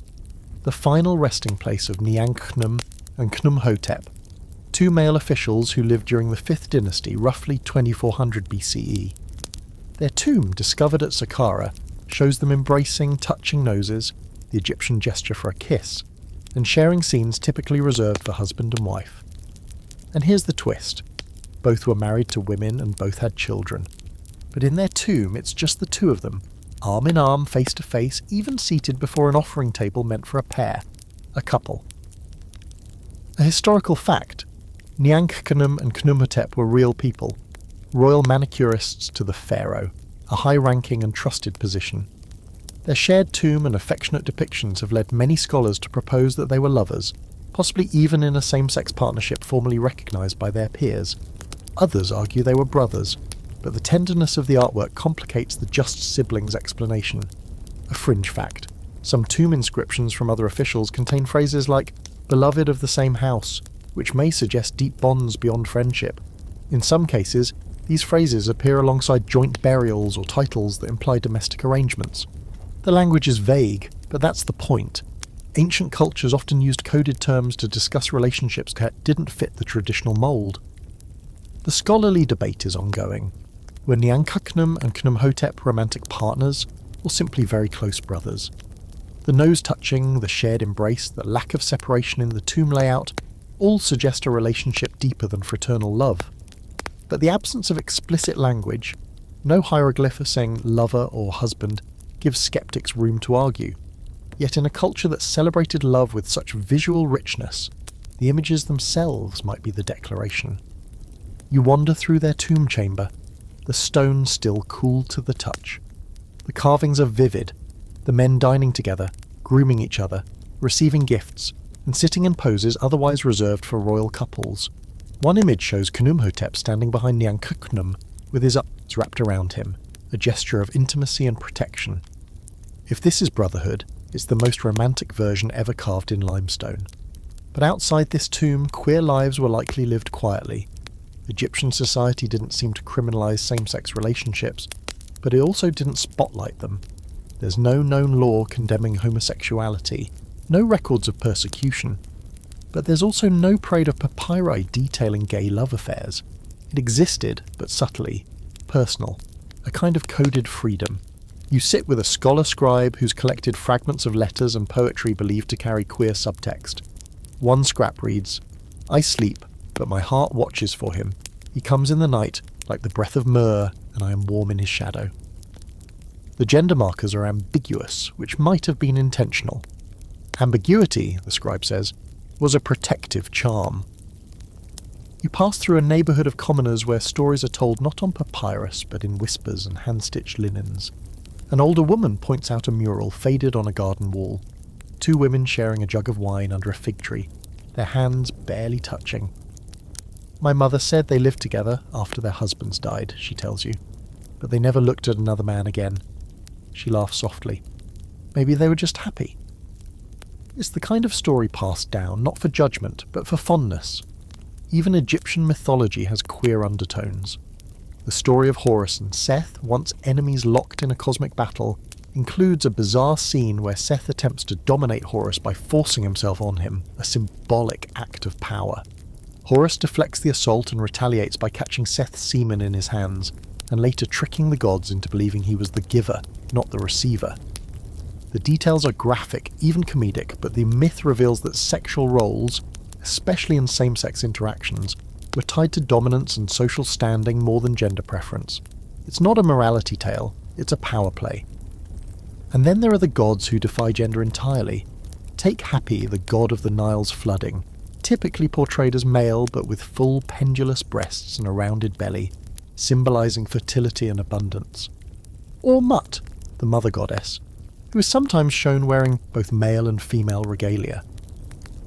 The fluidity of form in the divine world allowed for expressions of gender and sexuality that weren't boxed in like later religious frameworks would demand.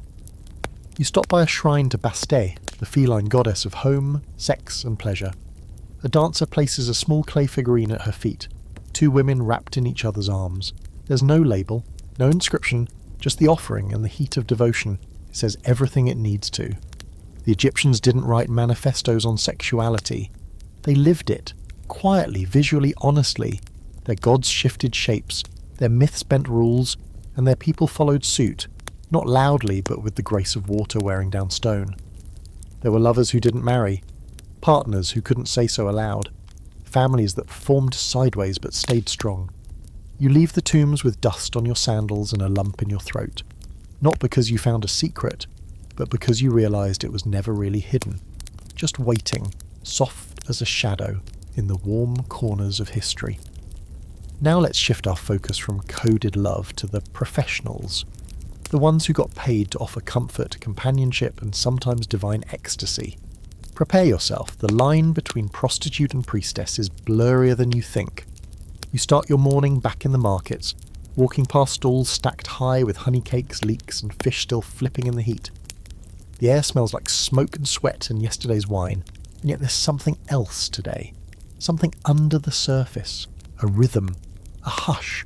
You follow it toward the riverbank, where the Nile glitters like melted gold, and just beyond the palm trees, you spot it, the Red Quarter. It's not labelled, of course, there's no grand sign proclaiming District of Desire or Sanctuary of Companionship, but you can feel it.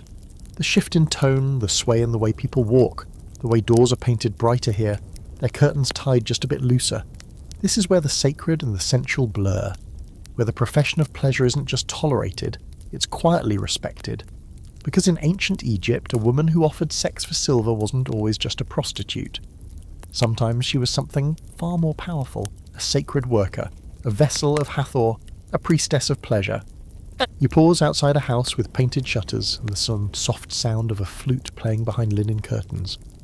A woman opens the door, tall, graceful, wrapped in a white linen that clings in the right plaitiers and billows in others. She looks you over, amused, and says, "Come in if you're clean and kind." You pass the test, apparently, because she steps aside and lets you into a room that smells like myrrh, cinnamon, and a little bit of sandalwood sweat. Inside are women reclining on cushions, some playing music, others simply stretching like cats in pools of sunlight. You're not at a brothel. Not exactly. This is more like a house of companionship, a place where sex may happen but isn't guaranteed. Conversation, music, poetry, touch, these are the currencies here. The line between intimacy and transaction isn't a wall, it's more like a gauze curtain, shifting with every breath. A historical fact, ancient Egyptian sex work was not criminalised. In fact, there's evidence to suggest that certain women, especially those associated with the cult of Hathor, were trained not just in dance and melek, but in sacred sexual rites. Some scholars believe these women served a dual role, pleasure workers and priestesses. They may have participated in fertility festivals, temple rituals, or private ceremonies meant to bless crops, marriages, or individuals with divine favour through erotic communion. A fringe fact. There's a fragment of text believed to be part of a training manual for companions of joy, possibly sacred sex workers. It includes phrases like, "move like the moon on water," "speak as if your tongue is dipped in honey," and "know where to press and when to pause." If authentic, it might be the world's oldest guide to flirting, foreplay, and making someone forget their own name. The scholarly debate focuses on terminology. Were these women prostitutes in the modern sense, exchanging sex for money? Or were they temple dancers, priestesses, or entertainers with erotic dimensions to their roles? The answer likely varies. Egypt didn't categorize people in neat modern boxes. A woman could be a musician, a healer, a lover, and a mystic, all in one body depending on the day, the client, and the intention. You speak with one of the women who introduces herself only as Mehi. She offers you wine and asks, without pretense, "Do you want touch, talk, or song?" She doesn't blink. There's no shame in her voice. You ask instead what she does most often. She smiles. Men come for pleasure. Women come for healing. And some just need someone to notice they exist. You watch as another woman, younger, performs a slow, careful dance for a visiting merchant. Her feet barely make a sound on the woven mat. She moves like breath, shoulders first, then hips, then arms, all in perfect rhythm to the sistrum's metallic rattle. The man sits entranced, not moving, his coin purse untouched. He hasn't asked for more. He probably won't. The dance itself is enough. Not far from here is a small temple to Hathor, open to the public during festivals. You enter during one of her feast days and find it covered in garlands of blue lotus and papyrus. Offerings line the altars. Wine, bread, beads, and tiny carved phalluses, some whimsical, some reverent. In the centre, a group of women sway in unison, their hands raised, their eyes closed. Their bodies aren't showing off, they're channeling, becoming. The space buzzes with sensuality, but also something deeper. joy. These rites weren't lewd, they were exalted. You meet an older priestess, her skin like soft leather, her voice a river. Desire is sacred, she says. To give pleasure with intention, to receive it without fear, that is devotion. She tells you that some women in service to Hathor took lovers freely, including women. The body, she says, was not meant to be hidden, it was meant to be honoured. You think back to the dancers in the palace, the amulets in the market, the perfumed oils sold for both seduction and spiritual clarity. Sex in this world isn't a transaction alone, it's an expression of harmony, like music or poetry. The women who offer it, whether for coin or for worship, are not degraded.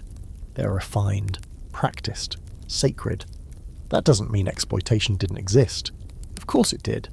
Not every woman in these spaces had power. Some were sold young or forced in through poverty or family debt. But the profession itself wasn't vilified, and within it there was room for agency, craft, and even reverence. Before you leave, Mehi gives you a small pendant, a tiny bronze image of a woman playing a harp.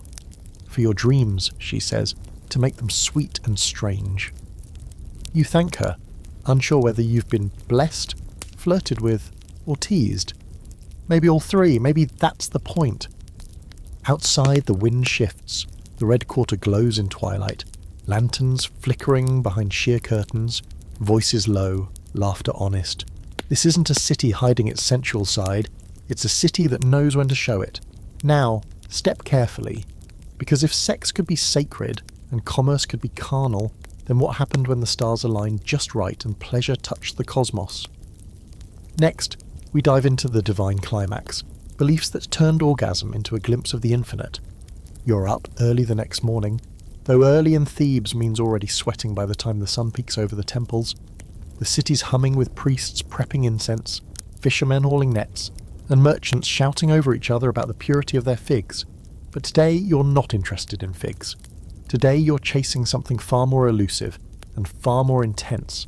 You're heading toward a belief that the Egyptians held with equal parts reverence and mystery. That orgasm wasn't just a bodily spasm, but a brief blinding touch of the divine. A glimpse, however fleeting, of the cosmos folding inward and whispering, "Yes, this is what creation feels like." Your guide takes you upriver toward a smaller, lesser-known temple nestled between two hills. It's quieter here, almost secretive. This isn't Karnak or Luxor with its grand processions and royal fanfare. This is personal. A temple once dedicated to Hathor and Atum, goddess of love and god of primal creation. A pairing that tells you everything about where this is going. Inside the shaded sanctuary, the walls hum with carved myths, some faint, some startlingly vivid. One panel shows Atum standing at the edge of the primordial void, hand wrapped around himself, climaxing into the waters of chaos. From his seed come the first two gods, air and moisture. From that pairing comes the rest of creation. You stand there, staring at a god who birthed the cosmos through an act of solitary pleasure, and you realise, in this mythology, orgasm isn't dirty, it's holy. A historical fact, in several Egyptian creation myths, including those from Heliopolis, the god Atum generates the first life through masturbation. His semen, or in some versions, his saliva, becomes the material of gods and world. This act wasn't viewed with embarrassment but awe. It was reenacted ritually, possibly by pharaohs or priests, as part of festivals meant to ensure fertility and cosmic renewal. A fringe fact, some scholars believe that certain sex acts were performed publicly during specific fertility festivals, not for voyeurism, but as sacred theatre. The Hebsed festival, meant to rejuvenate the pharaoh's power, may have included symbolic sexual elements, including gestures of orgasm or reenacted unions with goddesses represented by priestesses. Whether literal or metaphorical, the implication remains. Climax was connection, not just with your partner, but with the divine. The scholarly debate is all about interpretation. Were these moments of sexual ecstasy truly considered spiritual? Or is modern scholarship overreading metaphor? Some argue that sexual language in Egyptian ritual texts was poetic, not practical. Others point out that the consistency of sexual symbolism across temple walls, hymns, and rituals points to a deeper belief, that the body, when fully alive in pleasure, mirrored the gods, a divine resonance. You move further into the temple, into a chamber thick with incense. A priestess sits cross-legged before a small altar shaped like a fig tree, its leaves curling delicately in painted relief. She gestures for you to sit, then begins to chant, slow, melodic phrases in a tongue both ancient and fluid. Her voice is neither seductive nor chaste, it's something else entirely. Devotional, grounded. She chants to Hathor, calling her the Golden One, she of sweet breath, and mistress of ecstasy. "Is this prayer?" you ask softly. "No," your guide whispers beside you. "This is alignment." Because to the Egyptians, the divine wasn't distant. It didn't sit on a cloud wagging a finger. It pulsed through the world like music. Sex was one of the most powerful ways to tap into it, not just for reproduction, but for spiritual synchronization. When two bodies moved in rhythm, when breath and heartbeats aligned, when climax came, not as conquest but communion, that was the closest a mortal could get to touching God. You think about the countless paintings of entwined lotus blossoms, of male and female forms coiled like serpents, of songs that mention rising like the stars at climax. You think about the makeup worn not to seduce but to exalt, the oils rubbed on not just to soften skin but to open the body's spiritual gates. Even the stars weren't exempt. The goddess Nut, she of the sky, is often depicted arching over the earth, her body stretched like a dome. In some myths, she swallows the sun at night and births it again each morning. The daily cosmic cycle of swallowing and release, a universal rhythm not unlike the one you're learning about here. And just like orgasm, it renews the world. You walk through a colonnade where the carvings show lovers, not gods now, but humans. Their faces aren't stoic, they're soft, even ecstatic. One scene shows a man and woman intertwined under a fig tree, eyes closed, expressions calm. The caption translated reads, "In her arms I felt the flood rise." It's not just metaphor. The Nile's seasonal flood was life itself, both feared and celebrated. Orgasm too was seen as a kind of flood, a force you couldn't stop, one that carved out creation wherever it went. Your guide shares a rare scroll, probably from a temple school, containing instructions for a ritual known as the joining of joy. It speaks of incense made from blue lotus and cinnamon, of specific rhythms in breath and music, a positioning not for pleasure alone, but for cosmic harmony. Climax is the thunder of the soul, one line reads. When the stars are pleased, so too is the womb. You leave the temple feeling strange, unsettled in the best way, like your skin's buzzing with a truth your modern mind had never considered, that pleasure might be holy, not just metaphorically, not as a flowery line in a love song, but literally.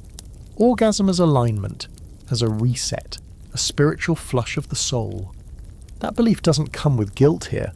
There's no puritanical fallout, no panic over morality, just a simple reverence for what the body can do when you let it. And how, in doing it well, with care, intention and mutual rhythm, you mirror the first act of creation. The Nile glimmers as you walk back toward town, your mind spinning, not just with what you've learned, but with how far this civilization was willing to take it. They didn't shy from the body. They didn't flinch from pleasure. They leaned in, and then they carved it in stone. But what happens when sex shows up not in the bedroom or the temple, but the tomb? When touching the dead or stimulating life after it is considered part of the ritual? Yeah, we're going there. It's hard to imagine that anything could follow a divine orgasm, but Egypt never stops twisting the narrative.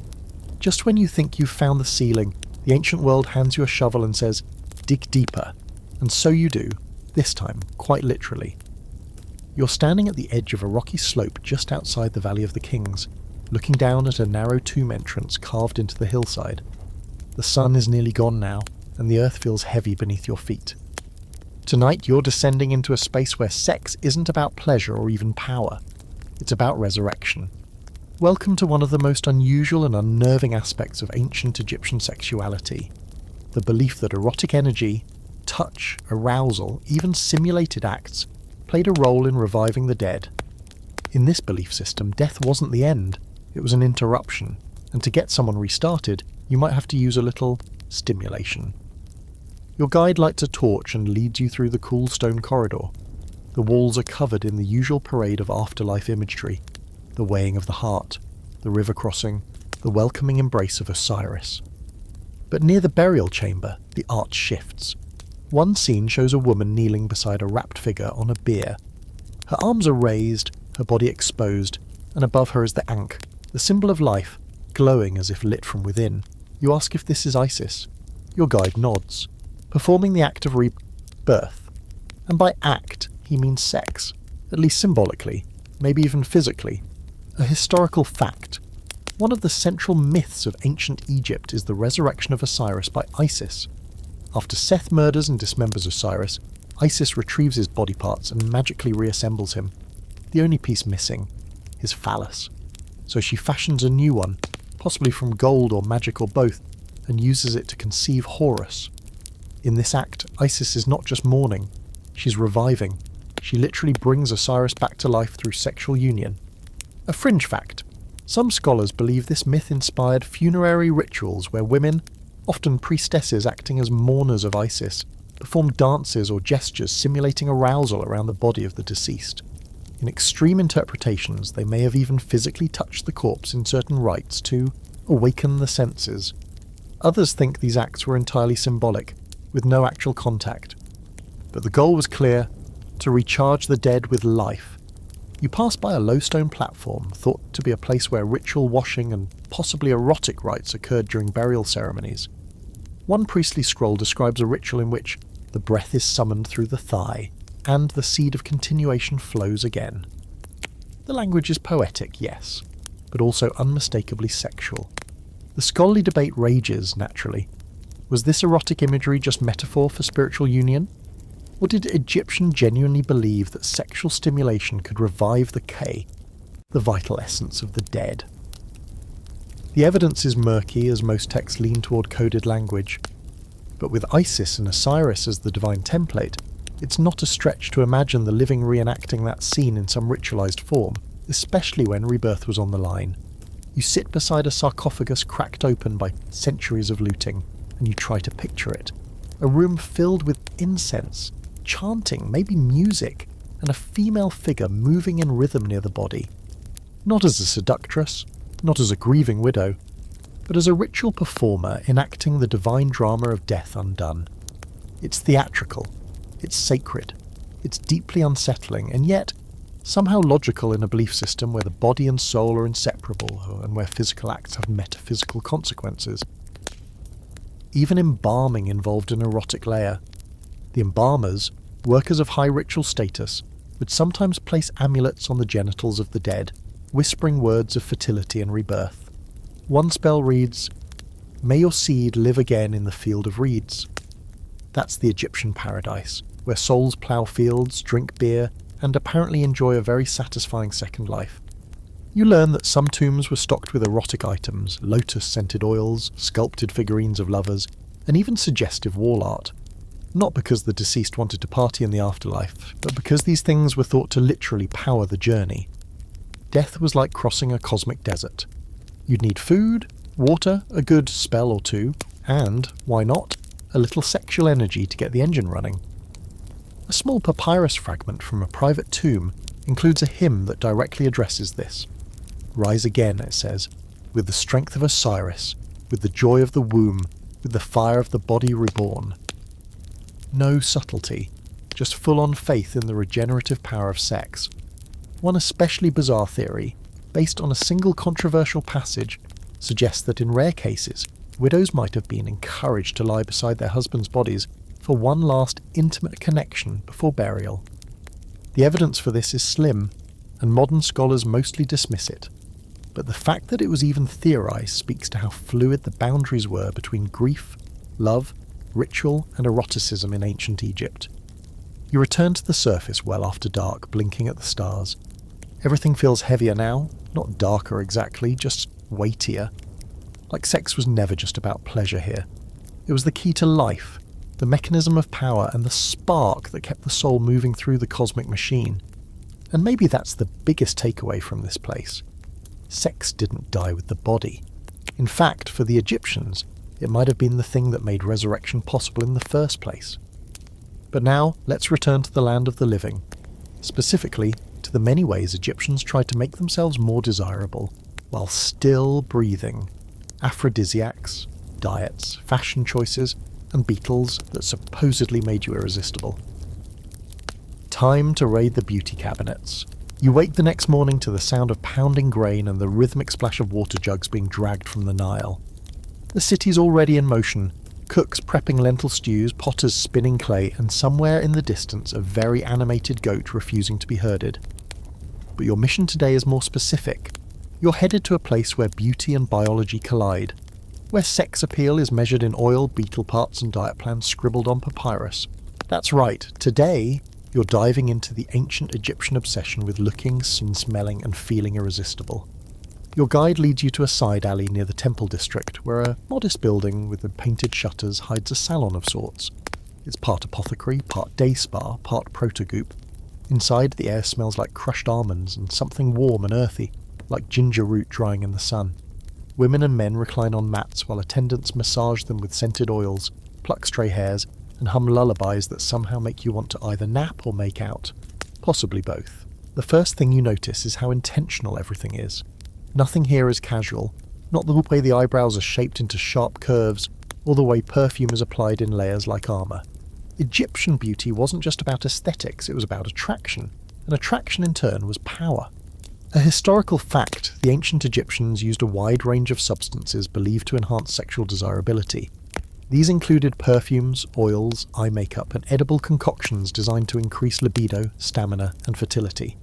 The famous blue lotus, often shown floating in bowls of wine at banquets, wasn't just decorative.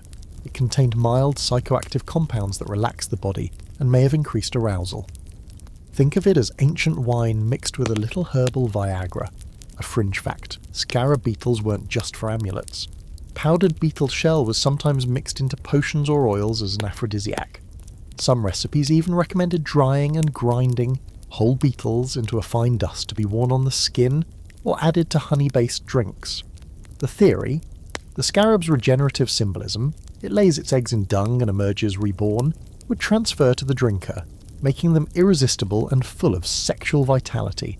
Crunchy, definitely. Effective, that's up for debate. The scholarly debate around Egyptian aphrodisiacs centres on their actual physiological effects. Were these potions genuinely effective, or just elaborate placebos bolstered by ritual and belief? Some modern scientists argue that blue lotus and fenugreek do have mild libido-enhancing properties. Others say it was the intention that mattered. The psychological boost of believing you were irresistible might have done the real magic. Your guide hands you a small bowl filled with a creamy substance. Date paste, coriander, and a bit of pomegranate rind, he says. Rub it on your thighs, makes the skin glow. Also attracts the opposite sex, the same sex, and sometimes stray cats. You laugh, then notice a woman nearby, running the same paste over her collarbone, with the focus of a priestess lighting a sacred flame. In a back room, an older woman grinds carob pods into a powder she claims will heat the blood. She tells you that during special festivals, lovers would mix it with wine and drink it beneath sycamore trees for good luck, and possibly stamina. One sip, she says, and your heart moves faster than Ra in the morning sky. You pass a shelf lined with small pots of ochre, crushed malachite, and black coal, used for eyes, yes, but also drawn along collarbones, hips, and inner thighs in suggestive designs. Some were even drawn with hidden messages, flirty symbols or prayers to Hathor written in script so small only a lover would see it. Then there's the matter of diet. Ancient Egyptians believed that certain foods increased virility and desirability. Leeks, onions, garlic, figs, dates and honey all appear in both cookbooks and love spells. Eat 5 dates before seeing your lover, one scroll reads, and your tongue will speak only sweetness. Another, far more direct, recommends an early morning mix of beer and raw quail eggs to rise before your wife does. Interpret that as you will. You stop to watch a man being oiled from head to toe with a mixture that smells like cedar, cinnamon, and some unidentifiable earthy spice. He's getting ready for a proposal, your guide explains. Scented skin is half the persuasion. You look closer and realise the oil has been applied in strokes meant to draw attention to muscle lines and bone angles. Seduction by geometry. One woman nearby spritzes her wrists with a fine mist made from marjoram and crushed rose petals. She catches your look and shrugs. The nose is smarter than the eyes, she says. Smell good, and they follow. You hear tell of a forbidden mixture sold only in alley corners, mandrake roots soaked in aged wine, mixed with lotus oil, and a drop of blood from the user, said to bring dreams of passion so intense that the dreamer wakes gasping. Whether it worked or just messed with your liver, no one can say for sure. But people bought it. People still buy it. Even posture mattered. Scrolls on etiquette describe the ideal lover as upright but not stiff, with feet like wind and eyes like cool water.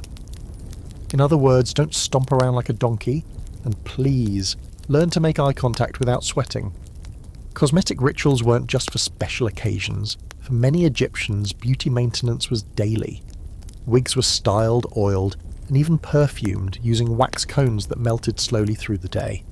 Skin was exfoliated with sand or salt. Even breath was managed using natron pellets or honey lozenges. If you think this sounds excessive, consider this. The ancient Egyptians had no deodorant, no mint gum, and no body spray, but they still figured out how to make themselves absolutely magnetic.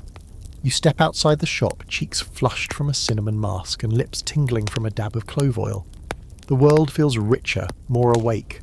The scent of the Nile is sharper, the chatter of the market a little more musical.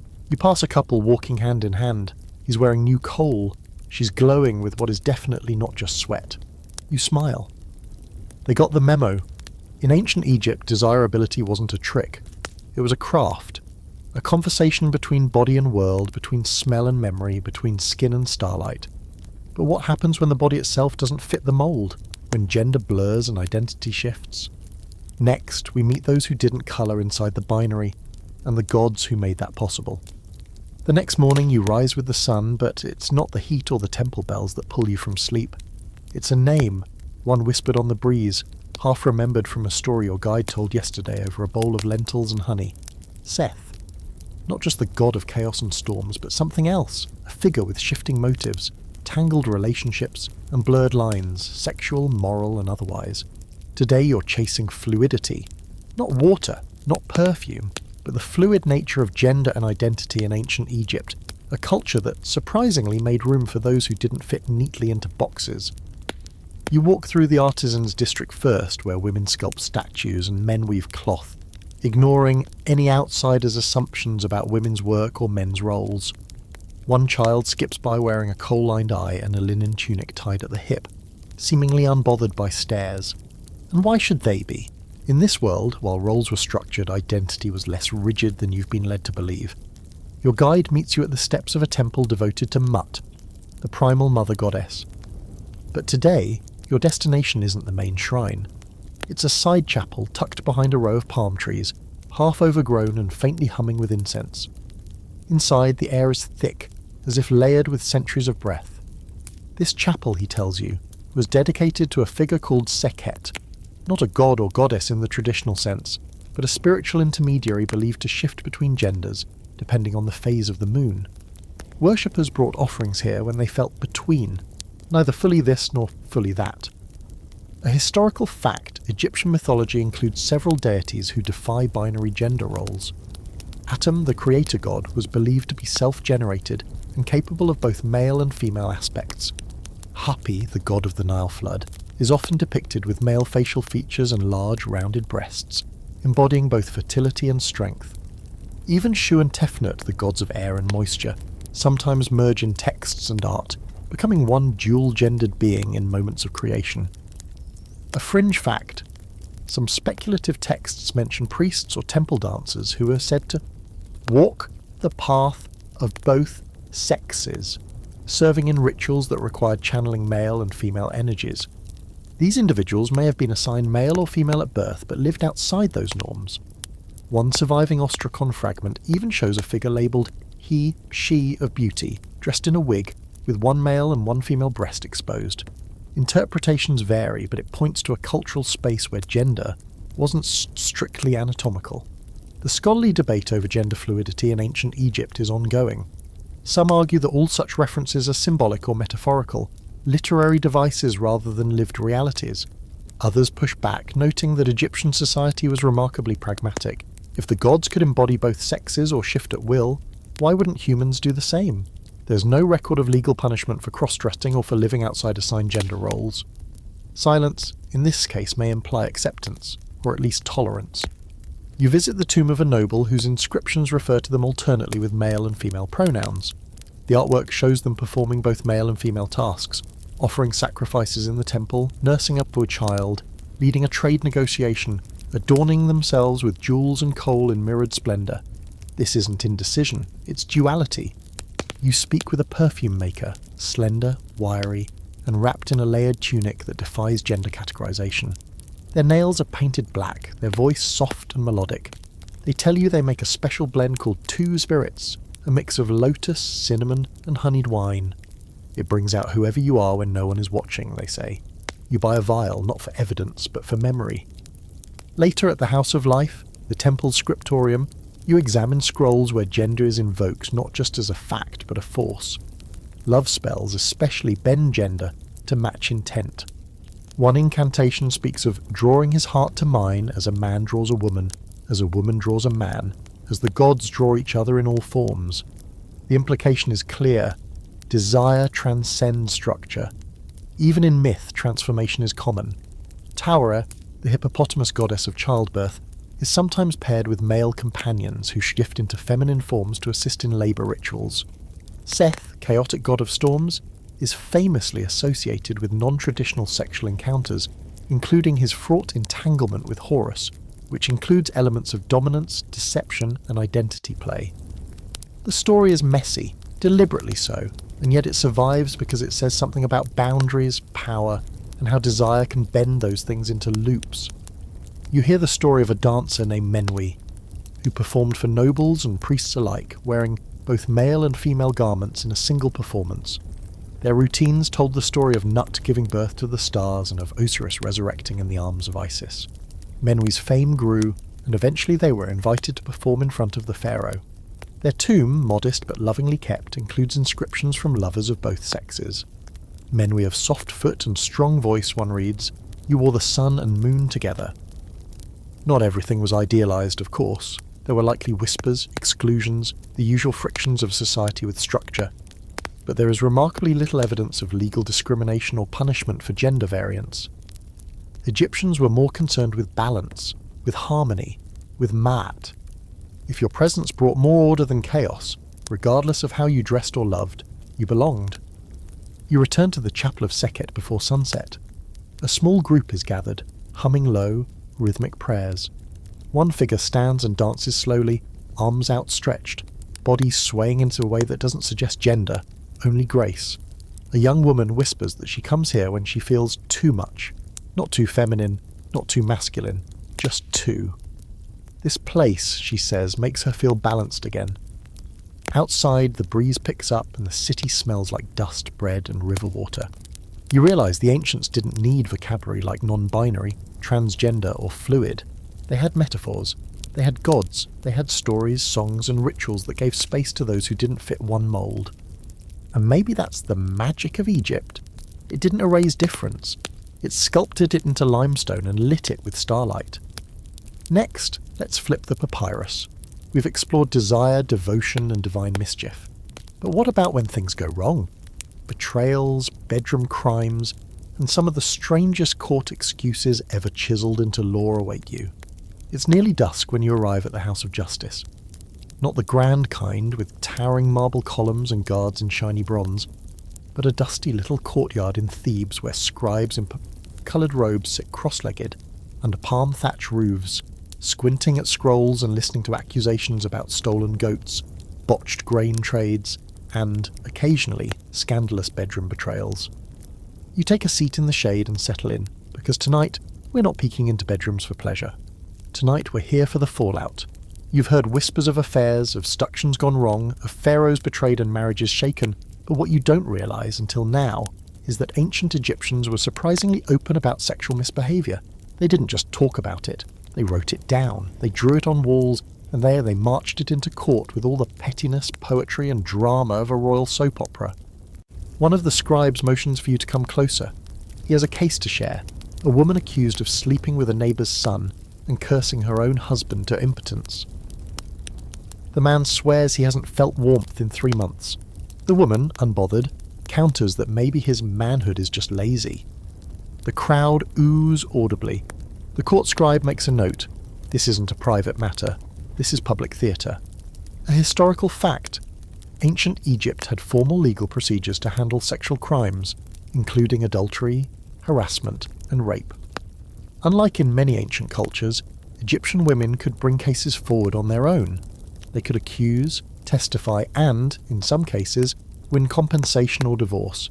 The state took these matters seriously, especially when reputation or fertility was at stake. A fringe fact. One preserved legal record from Deir el-Medina describes a man accusing his wife of having an affair with two different artisans. Not just content to accuse her, he lists every place they supposedly met, including a granary, a rooftop, and behind a statue of Hathor. The woman denies everything, naturally. The judges, unimpressed by the husband's colourful details, dismiss the case with the note, his heart was noisy. Yes, that's real. Noisy heart was basically the ancient Egyptian term for jealous, bitter mess. The scholarly debate around adultery laws in Egypt centres on consequences. In some cases, a cheating spouse could be divorced, publicly shamed, or fined. In extreme situations, especially involving royal or priestly lines, adultery might even lead to execution. But this was rare. More often, infidelity was treated as a social injury, not a cosmic crime. The courts weren't obsessed with punishing desire. They were interested in protecting order, lineage, and property. You hear another case being read aloud. A man accused of violating a temple servant. The details are graphic and grim. The accused claims she enticed him with scented oil and a love spell. The woman remained silent, her head bowed. The court deliberates. Eventually the man is found guilty. He's beaten, his property seized. It's a rare case of the court siding with someone of lower status against a man with temple connections. It's also a reminder. Sexual autonomy, while recognised, didn't always equal protection. The law existed, yes, but so did bias.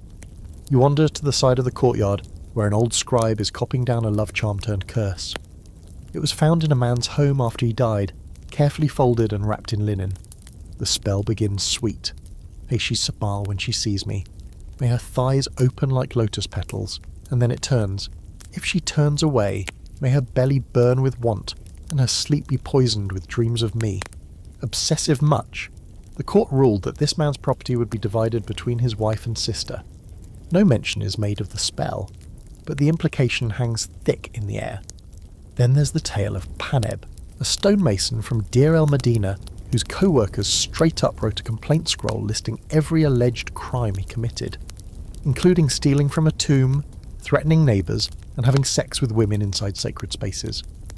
The letter is long, incredibly detailed, and reads like an unhinged Yelp review of a man's entire personality. It's gossipy, spiteful, and oddly funny. Scholars still debate whether Paneb was a real villain or just the target of a workplace takedown campaign. Even the royal court wasn't immune to scandal. One queen, accused of plotting against her pharaoh husband, was allegedly discovered in the company of a lover, a guard no less. Her name was scraped from monuments. Her story, pieced together only through fragments and rumour, suggests that infidelity in the palace could be as fatal as treason. You turn a corner and find a wall where names have been scratched out, literally erased from history. It's a form of damnatio memoriae, where disgraced individuals were removed from records, their afterlife denied through the destruction of their legacy. Sometimes this was for political reasons, other times, personal vendettas disguised as public justice. In one recovered court document, a woman testifies that her husband refuses the bed and drinks too much wine. The implication is clear, he's avoiding her, and she's over it. The court allows her to return to her family with a portion of their shared goods. No shame, no fuss. Just a matter-of-fact response to a sexual imbalance. Marital intimacy was considered a duty, not a bonus. If someone failed to hold up their end of the contract, they could lose more than their reputation. They could lose their wife, land, and standing. You sit with a younger scribe near the temple gate, and he tells you his favourite legal tale. A woman accused of causing mischief with a neighbour's servant under the moonlight. The twist? The neighbour's servant was apparently his lover too. Everyone involved denied everything, and the court, thoroughly confused, threw the case out. Too many lies, they wrote. Let the gods sort it. And that's the thing. The Egyptians knew desire could make fools of us all. Their courts weren't built to suppress lust. They were built to manage its fallout with logic, ritual, and sometimes a little sarcasm. As the sun dips below the horizon, you watch the scribes roll up their scrolls and dust off their knees. The drama's over for today, but the stories of love gone wrong, revenge spells, public accusations, and those eternally noisy hearts linger like wood smoke. Next up, it is time to change the tone. We've seen the aftermath of desire, but how did it begin? Who flirted with whom? What made someone irresistible in conversation, not just in perfume? Let's hit the streets and learn the ancient art of the pickup. The morning begins with chatter, clinking beads, and someone shouting about onions again. You're back in the heart of Thebes, wandering through markets that feel more like parties than shopping centres. Bright linen ripples in the breeze. Musicians tune their lutes in corners, while kids dart between stalls carrying baskets of dates and small clay toys. You're not here to buy spices or debate the price of fish, though. Today you're on a hunt for something trickier. The ancient Egyptian pickup artist. Because for all the rituals and amulets and oils, none of it works if you can't start the conversation. Flirting in ancient Egypt was a whole aesthetic, part language, part movement, part mysticism. It wasn't always subtle, it wasn't always polite, but it was deliberate, calculated, and often funny. You're about to learn just how much and how little has changed in the realm of attraction. Your first stop is a weaver's stall run by a woman with perfectly lined eyes and an expression that suggests she's been breaking hearts since the 6th dynasty. She's already mid-conversation with a man buying ribbon, and you quickly realise the ribbon is just an excuse. "It would look better on your ankle," she tells him, "but you'd have to show me how you walk." He stammers. She smirks. 1 point for her. A historical fact. Ancient Egyptians wrote love poetry that's been preserved on papyrus and shards of pottery, known as ostraka.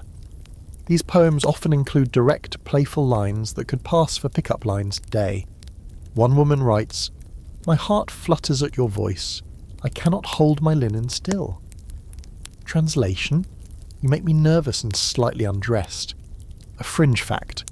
In some social settings, particularly during festivals like the Feast of the Valley, or celebrations at Hathor's temples, it was perfectly acceptable, even in Makkah, to flirt with strangers. Some temples held drunken festivals, where beer flowed freely, inhibitions fell away, and social roles loosened. This wasn't debauchery, it was cosmic harmony in action. People used those moments to make connections, form relationships, and yes, test out some very questionable one-liners. The scholarly debate about flirtation in Egypt isn't about whether it happened, but how overt it was. Some argue that most relationships began through arranged marriages or family introductions, with little room for casual courtship. Others point to surviving texts that clearly show individuals making choices, expressing desire, and engaging in flirty banter.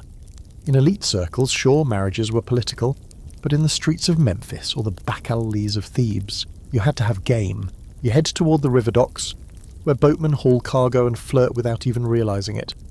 One man, tall and sun-darkened, tosses a fish into a basket and calls out to a passing woman, "You look hungry, I've got 2 more." She doesn't pause, just glances over her shoulder and says, "Then catch me one that doesn't smell like the Nile." Everyone laughs. It's bold, fast and playful. This is how it worked. No apps, no profiles, just timing, and a well-placed joke about fish. Back in the market, you find a small perfume stall run by twin sisters who seem to have memorised every line from the ancient equivalent of Cosmo. One hands you a sprig of mint to chew. "Fresh breath is everything," she says. "No one falls for someone who smells like goat." The other spritzes your wrists with lotus oil. Touch your pulse points when you speak. It draws attention. You ask what their best line is. They answer in unison. "You smell like my dreams." It's cheesy. It's perfect. You sit near a bakery as a group of young people pass a jug of beer and dare each other to go flirt with a scribe sitting nearby. One woman gets up, saunters over and drops her scarf. Not by accident. She leans in, asks him to tie it for her. He does, slowly. When she returns, she tells her friends, "His hands are soft. That's dangerous." More laughter, more teasing. You suddenly realise flirtation here isn't about control or conquest. It's a sport, a performance. Sometimes it leads to something. Sometimes it's just a good story. You find a quiet alley where a musician strums a low tune on his lute. His voice drifts through the air like incense.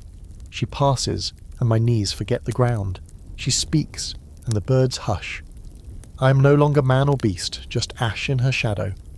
You clap, he shrugs. Practice line, he says.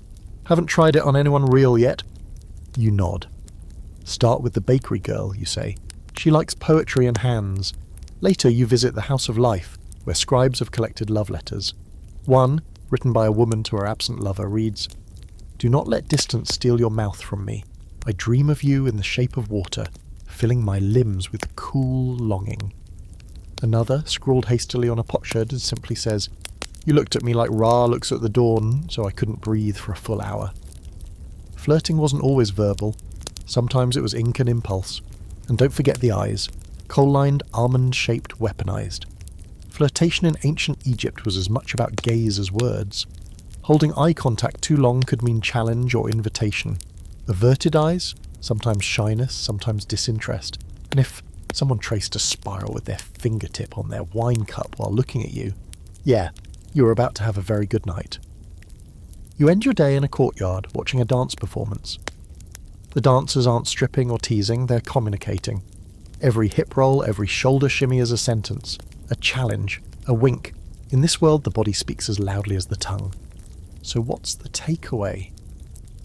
In ancient Egypt, flirting was a language, equal parts poetry, perfume and performance. Whether in temples, taverns or the corner of a barley market, people reached out to each other with intention. And while their words were older, their motives exactly the same. Now let's dive into something wilder. You've heard of gods with animal heads, but what about gods with full animal bodies, aroused and chaotic? It's time to meet the strangest symbols of sex in Egypt, the animal deities, the erect gods, and the ancient world's weirdest mascots of desire. The next afternoon is heavy with heat, the kind that makes you move slowly and breathe like you're sipping air through linen. Even the camels look irritated. You're resting in the shadow of a crumbling statue, legs stretched, chewing on a date that tastes like burnt syrup. But your guide nudges you gently and says, "Come on, it's time." You know by now that time could mean anything in ancient Egypt. Time for a dance, a procession, a séance, or, as it turns out today, time to meet the gods who don't just rule desire. They embody it, quite literally, in claws, paws, fur, and sometimes with body parts that should probably be covered. Welcome to the strangest erotic territory in the ancient world, animal symbolism and divine sexuality. Here, gods don't just flirt. They pounce, moan, mount, and sometimes fly off mid-romp, trailing chaos behind them like glitter. You follow your guide toward a temple just outside the main city, partially collapsed and overgrown with reed grass, where the carvings are wild and unfiltered, like the gods decided to throw a cosmic house party and forgot to call the editors. First up you meet Min, or rather his stone likeness.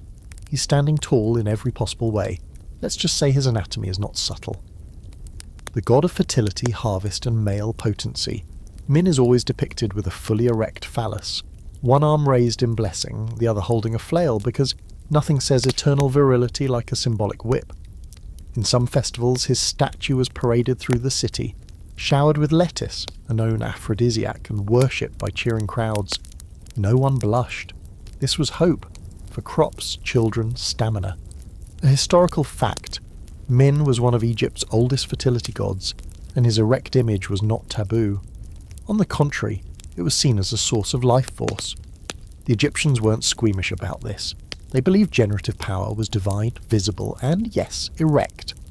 Statues of Min have been found with offerings piled beneath them, including fruit, linen, and oils. Priests of Min were even required to shave their entire bodies to maintain ritual purity. Symbolism aside, Min was no joke, a fringe fact. There's a carved ivory wand in the British Museum, possibly from the Middle Kingdom, depicting a procession of animals, including a monkey holding what appears to be an extremely exaggerated phallus. Some scholars think this was a talisman for fertility or protection during childbirth. Others think it was a sacred joke. Either way, it confirms one thing. Egyptians weren't above using humour in their religious erotica. The scholarly debate? It swirls around how seriously these depictions were meant to be taken. Were gods like Min meant to inspire literal worship, or were they symbolic placeholders for deeper forces, procreation, abundance, divine male energy? Most scholars agree that Min represented virility in every sense. physical, agricultural and cosmic. But whether his public displays were just rituals or also public pageants of sexuality, that's still up for interpretation. You wander deeper into the temple and find yourself face to face with another familiar figure. Hathor, goddess of love, music and sensuality. Often shown with cow horns cradling the sun disk, she's associated with motherhood and erotic pleasure. No contradiction here. In one myth, she dances so seductively before Ra that he laughs himself back to health. Her temples included houses of drunkenness, where priestesses performed sacred songs and dances meant to awaken the senses. She wasn't just love, she was joy in motion. Nearby is a wall etched with images of Bes, the squat lion-faced dwarf god. He's dancing, tongue out, hips thrust forward, one hand holding a tambourine. Bes protected households, especially women and children, but also presided over love, lust and fertility. His grotesque but somehow charming appearance was meant to scare off evil and invite laughter, because desire, like joy, needs a little weirdness to keep it real. You sit beneath an old fig tree growing out of the temple's southern wall, its roots wrapped around ancient stones like lovers under a blanket, and listen to your guide recount one of Egypt's racier myths, the time when Seth, in an act of chaos, attempted to dominate Horus not through war, but through a sexual encounter. It's a strange, disturbing yet revealing tale that mixes power, humiliation, and divine wit. Horus catches Seth's semen in his hand and throws it into the Nile. Later, he tricks the gods by placing his seed on Seth's favourite lettuce.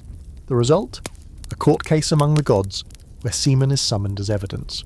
It's funny, it's surreal, it's deeply symbolic, and it shows how the Egyptians viewed sexual acts not only as expressions of desire, but also as tools of political and spiritual manipulation. Not far from that fig tree is another curious carving, Anubis, jackal-headed god of embalming and the dead, with his long snout nuzzling against a female figure who seems neither afraid nor displeased. Some interpret this as symbolic of the sensual side of death rituals, others see it as a reminder that even gods of decay carry life within them. Egyptian deities weren't either or, they were and also, fierce and tender, lustful and wise. Even animals themselves were charged with sexual meaning. Cats were not just cute companions, they were associated with grace, seduction, and control. Bastet, the feline goddess, embodied female sexuality, protection, and sensual playfulness. She was celebrated in festivals where music and intoxication were encouraged, and statues of her, sleek and golden-eyed, were often placed in bedrooms for luck in love and protection against jealousy. You peek into a small side room of the temple where a mural shows a line of baboons dancing around what can only be described as an exaggerated phallic monument. Whether it was satire, celebration, or some bizarre fertility rite, no one knows for sure. But the artist definitely had fun. That much is clear. One last image catches your eye. A crocodile standing upright like a man, wearing a ceremonial crown and something we'll call an aggressively confident expression. That's Sobek, the crocodile god of strength and virility. He's said to have created the Nile from his sweat during mating. This is what you're dealing with here. Sexuality that's grand, messy and cosmic in scale. For the Egyptians, animals weren't lower beings. They were reflections of divine forces, especially in their rawest, most instinctual forms. As the sun starts to lower and the temple shadows stretch long and golden, you walk past one last inscription. The body of the gods knows no shame. You smile, that about sums it up. In this culture, the divine was not distant, not antiseptic. It was bold, sensual, and unapologetically physical. If that meant gods had animal heads and permanent erections, so be it. They weren't pretending the world wasn't weird. They were embracing it, hips first. Next, we're trading myth for mischief. Let's open the drawers of Egypt's ancient joke books and see what kind of dirty doodles and erotic satire made even scribes blush. Spoiler, it's not all pyramids and prayers. You think you've seen it all? Gods with giant erections, incense that doubles as arousal enhancers, beetle-based beauty routines. But just when the ancient Egyptians seemed too grand, too ritual-bound, too sacred to ever crack a smile, they remind you. They absolutely knew how to laugh at themselves. And at SeX, today you're not walking into temples or tombs, you're headed into the scribe's back room, where the doodles got weird, the scrolls got cheeky, and the erotic imagination went wild. This is Egypt's naughtiest corner. Welcome to the world of satirical erotica, where even divine desire has a punchline. You arrive at the House of Life in Memphis, a sprawling building where scrolls are copied, stored and whispered about. Scribes here are considered semi-magicians capable of writing spells, laws and histories, but every now and then when the ink dries and the high priests aren't watching, they get creative. A young assistant, barely old enough to grow a chin hair, leads you behind a curtain. "Don't tell the overseer," he says, grinning as he hands you a bundle of papyri tied with frayed red ribbon. "This one's special." You untie it slowly, and immediately you see it. Frogs with erections, cats seducing mice, baboons chasing geese with very specific intentions. It's like ancient Looney Tunes got mashed with a lost Kama Sutra and then left out in the sun too long. "We call it the Turin Erotic Papyrus," the assistant says. "It's been copied by scribes for years, usually for each other." He lowers his voice. "Some say even the Pharaoh had one."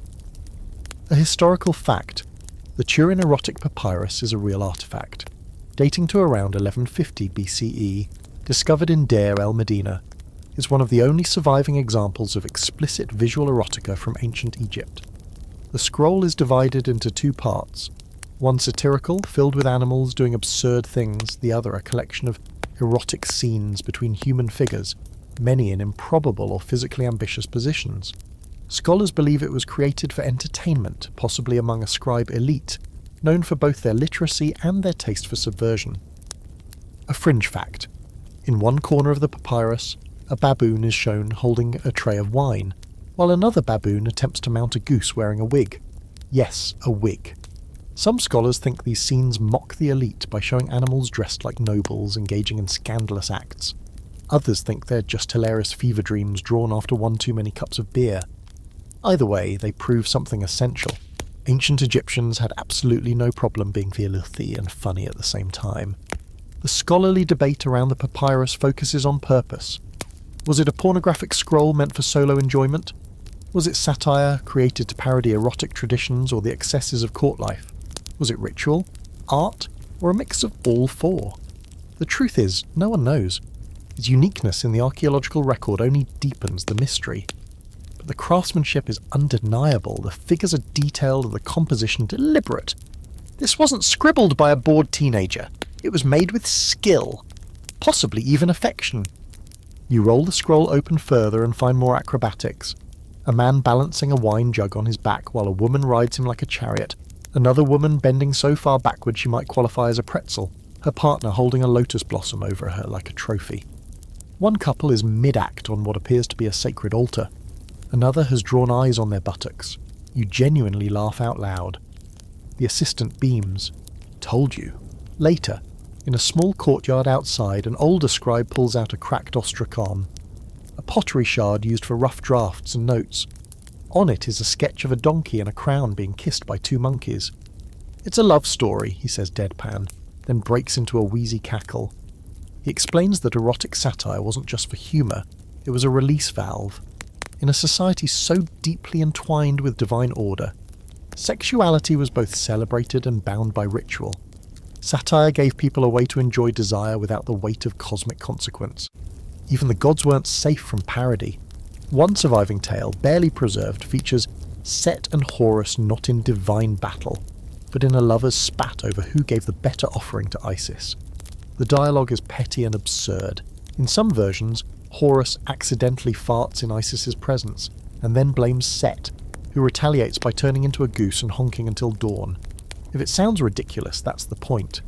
Sacred figures, once elevated and solemn, brought down to earth to share in the ridiculous messiness of human love and lust. Erotic riddles also played a role in this culture of satire. One popular temple joke goes, "What speaks but has no tongue and moans in the dark?" Answer, a reed flute, or depending on how you read it, a euphemism for something else entirely. Double entendre was the national sport of bored scribes. You meet a dancer who owns a small cache of clay figurines, many of which have exaggerated sexual features. One has a penis longer than its legs. Another is a female figure with 4 breasts and a comically smug expression. "Gifts from clients," she says, waving a hand. Some funny, some hopeful. You ask if they're ever used in rituals. Sometimes, mostly for fun, sex doesn't always have to be a spell. As twilight falls, a group of artisans begins to gather in a side alley, with beer jugs and baskets of figs. Someone brings out a flute. Someone else, a carved wooden puppet shaped like a dancing woman with movable hips. And then the jokes begin, loud, irreverent, unapologetically crude. One man reenacts a scene from the erotic scroll, flailing like a frog mid-thrust. Another mimics the sacred voice of Hathor to ask, who ate all the honey cakes and left the love bed cold? The laughter is long and belly deep. You sit back, fig in hand, and realise there's something essential.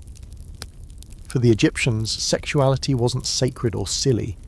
It was both. It was the joy of the absurd wrapped in the heat of the real. Their erotica wasn't shameful or hidden. It was passed between friends, shared over wine, and laughed at under the stars. The gods might love grand gestures, but people love a good dirty joke. Next we turn the mood one more time to the dark corners of jealousy, obsession, and the spells meant not to kindle desire, but to kill it. Time to explore how the same passion that births life could twist itself into revenge, curses, and heartbreak. The sun is barely above the horizon, but there's a tension in the air. Not the fun, flirty kind you've been basking in, but something colder. Today the laughter fades, the perfumed oils stay corked, and no one is handing out love spells wrapped in lotus petals. Because today you're stepping into the murkier side of Egyptian intimacy. This isn't about flirtation or sacred ecstasy, it's about heartbreak, vengeance, and what people were willing to do when desire turned sour. You're walking through the southern edges of Thebes, past empty granaries and quiet courtyards, to visit a woman named Tyr, a healer and spellweaver with a reputation that makes both priestesses and pharaohs nervous. Her hut smells like old earth and crushed garlic, and the walls are lined with jars, some filled with herbs, others with less identifiable bits of bone and feather. Love goes wrong more than it goes right, she says, not unkindly. That's where I come in. You ask her what she sees most often. She doesn't hesitate. Jealous wives, angry lovers, mothers trying to keep daughters away from men with too many necklaces. She shows you a worn scrap of papyrus, just a few lines of rushed ink. It's a curse disguised as a poem. Let his tongue swell when he lies to me.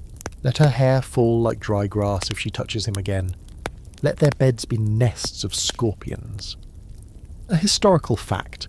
Ancient Egyptians practiced both love and curse magic, often simultaneously. What started as attraction could quickly spiral into protection, obsession, or revenge.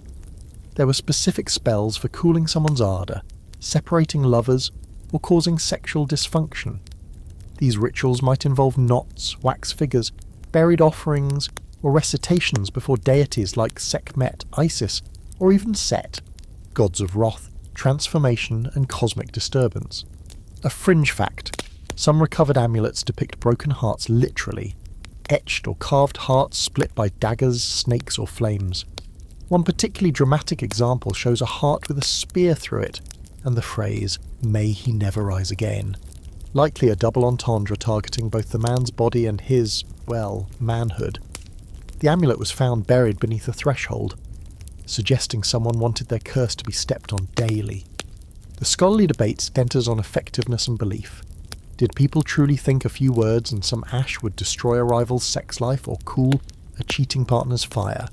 Or were these rituals symbolic acts of closure, psychological comfort in a world where so much felt uncontrollable? The evidence is mixed. Some texts include follow-ups, like one woman's letter to her sister noting that his eyes no longer follow her, after a ritual involving honey, a red thread, and a goat skull. Coincidence? Or ancient voodoo with bite? Tyr pulls out a wax figurine, small, lumpy, shaped vaguely like a man with exaggerated features. "This one's for freezing desire," she says. "You whisper your lover's name 3 times, then bind his legs with linen dipped in vinegar. Bury him near water, and he forgets the other woman." She winks. Or so they say. You follow her to a low shelf where jars are labelled in fading ink. Tongue twister, jealousy cure, softening charm, hair curse, and the night sweat oil. She taps one labelled Ank's spite. This one's tricky, for when you want someone to suffer but not die, just enough misery to make them crawl back. It smells like basil, ash, and something metallic. You don't ask what. In nearby scrolls you read stories of heartbreak and magical fallout. One man, rejected by his lover, prays to Hathor for vengeance. Not love, not healing, just reversal. Make her ache where I ached. Let no kiss taste sweet. Let every bed feel like stone. His scroll ends with no reply, just a water stain and a line that reads, I sent it with wine, but she sent no answer. Another tells of a woman who discovers her husband has taken a second wife. She doesn't scream. She hires a spellmaker to burn the new bride's womb with dreams of rot. The spell is so violent. The original papyrus ends abruptly, as if even the scribe couldn't bear to finish copying it. You ask Tyr if any of these curses actually work. She shrugs. Sometimes the ritual changes the other person. Sometimes it changes you. She offers you a different kind of spell, one for letting go. Fewer herbs, more tears. You get the sense it's not as popular. In the evening, you follow her to a small shrine by the river. It's worn, half-buried, likely forgotten by the priests but not by the desperate. Women arrive in silence, carrying offerings, bundles of hair, cracked mirrors, dried flower wreaths soaked in wine. They whisper to the stone, forget his voice, bury her laugh, take back my fire. One woman simply presses her forehead to the wall and says, undo me. Tyr explains that not all curses are about revenge, some are about release. Desire isn't always a blessing, she says, pouring water over her hands. Sometimes it's a chain. She hands you a folded charm, 2 scarabs back to back. Protection from repeat mistakes, she says. You don't ask how she knows you need it. As you walk away from the shrine, the air feels heavier, full of unspoken things. Love, you realise, was never pure in this world. It was sacred and messy, warm and dangerous. For every sweet verse on a papyrus, there's a bitter spell buried under a doorstep. Egyptians didn't deny this duality. They carved it in limestone and washed it with moonlight. Tomorrow it's time to step back, literally and emotionally. One last journey through the tombs and whispers, a final look at the passions that shaped this civilization. You've flirted, laughed, mourned, and cursed. All that's left now is to ask, what remains? The day breaks gently, the kind of sunrise that doesn't so much shine as it slowly peels back the dark. You sit at the edge of the necropolis, watching golden light spill across cracked stone, half-buried statues, and the lingering dust of 1,000 untold stories. It's quiet here, but not silent. Birds call in the distance. Somewhere a priestess is beginning her morning chant, and beneath your feet lie chambers full of memory, erotic, sacred, human. Welcome to the final stop of your journey, the echo chamber of the tomb. You've wandered the homes of gods, whispered your way through festival crowds, dared to laugh at divine sex jokes, and recoiled just a little at crocodile dung contraceptives. But now, in this final chapter, it's not about seduction or rituals. It's about the echoes that remain when love, lust, and longing are pressed into stone and buried beneath sand. What did ancient Egyptians want future generations to remember about their sex lives? Apparently, quite a lot. Your guide takes you into a tomb, modest from the outside but intricate within. The walls are painted in warm ochres and faded greens. A man and woman face each other in multiple scenes, dining together, playing board games, touching hands, kissing. It's not wild or salacious, it's gentle, even tender. This was their version of eternity, your guide says softly. Together always, doing the ordinary. A historical fact. Many tombs from the New Kingdom period depict couples not just in idealised poses of family life, but also in clearly romantic, even intimate scenarios. Holding hands, reclining side by side, embracing beneath fig trees. Some include inscriptions of love poems or fragments of letters, as if even in death the conversation never stopped. A fringe fact. One tomb in Satire shows a man and a male companion in poses nearly identical to husband and wife depictions found elsewhere. Their titles are joint, their placement equal. Some scholars believe this was a romantic relationship, encoded carefully into the art of the era. Others say they were just close friends. You can almost hear the ancient scribes sighing at how little we've evolved in interpreting love. The scholarly debate around tomb erotica centres on symbolism. Were these images meant to reflect literal relationships? Or were they metaphors for cosmic balance, the masculine and feminine in harmony?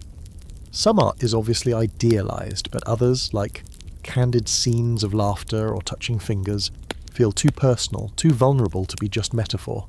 These weren't monuments to perfection, they were emotional insurance policies. If you loved someone deeply enough to carve them into your eternity, you weren't taking chances with subtlety. In one tomb, you find a love poem carved beside the door. I followed her scent through the field of reeds.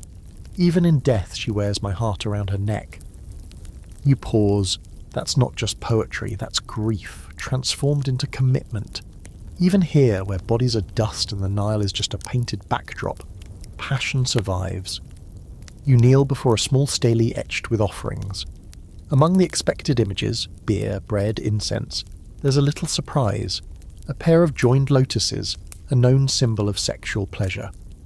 Your guide explains that some people requested these as part of their afterlife toolkit, not for recreation, but for reconnection.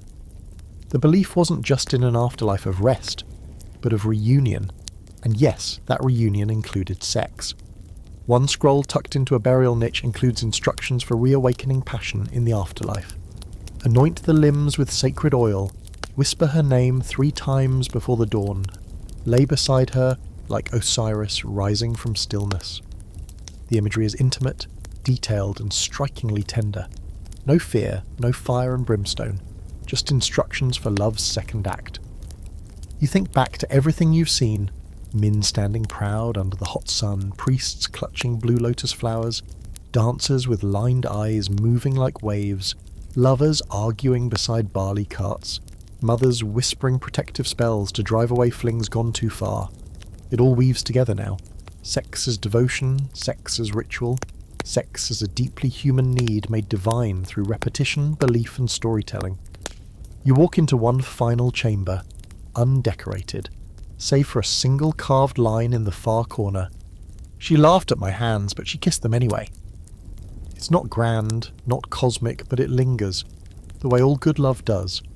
As you step back into the light, you realise this journey through ancient Egyptian sexuality wasn't about scandal or curiosity. It was about depth, about how a civilization with gods who weep stars and rivers of semen also understood that sometimes the most sacred thing is a hand on a shoulder, a whispered joke, the smell of someone familiar beside you at night. The Egyptians didn't separate sex from life. They braided them together, ritual and rhythm, myth and moment, sacred and silly. And because of that, their echoes still hum in our ears today. The tombs may be sealed, the papyrus faded, but the stories remain. Passion is the one thing the Nile never washes away.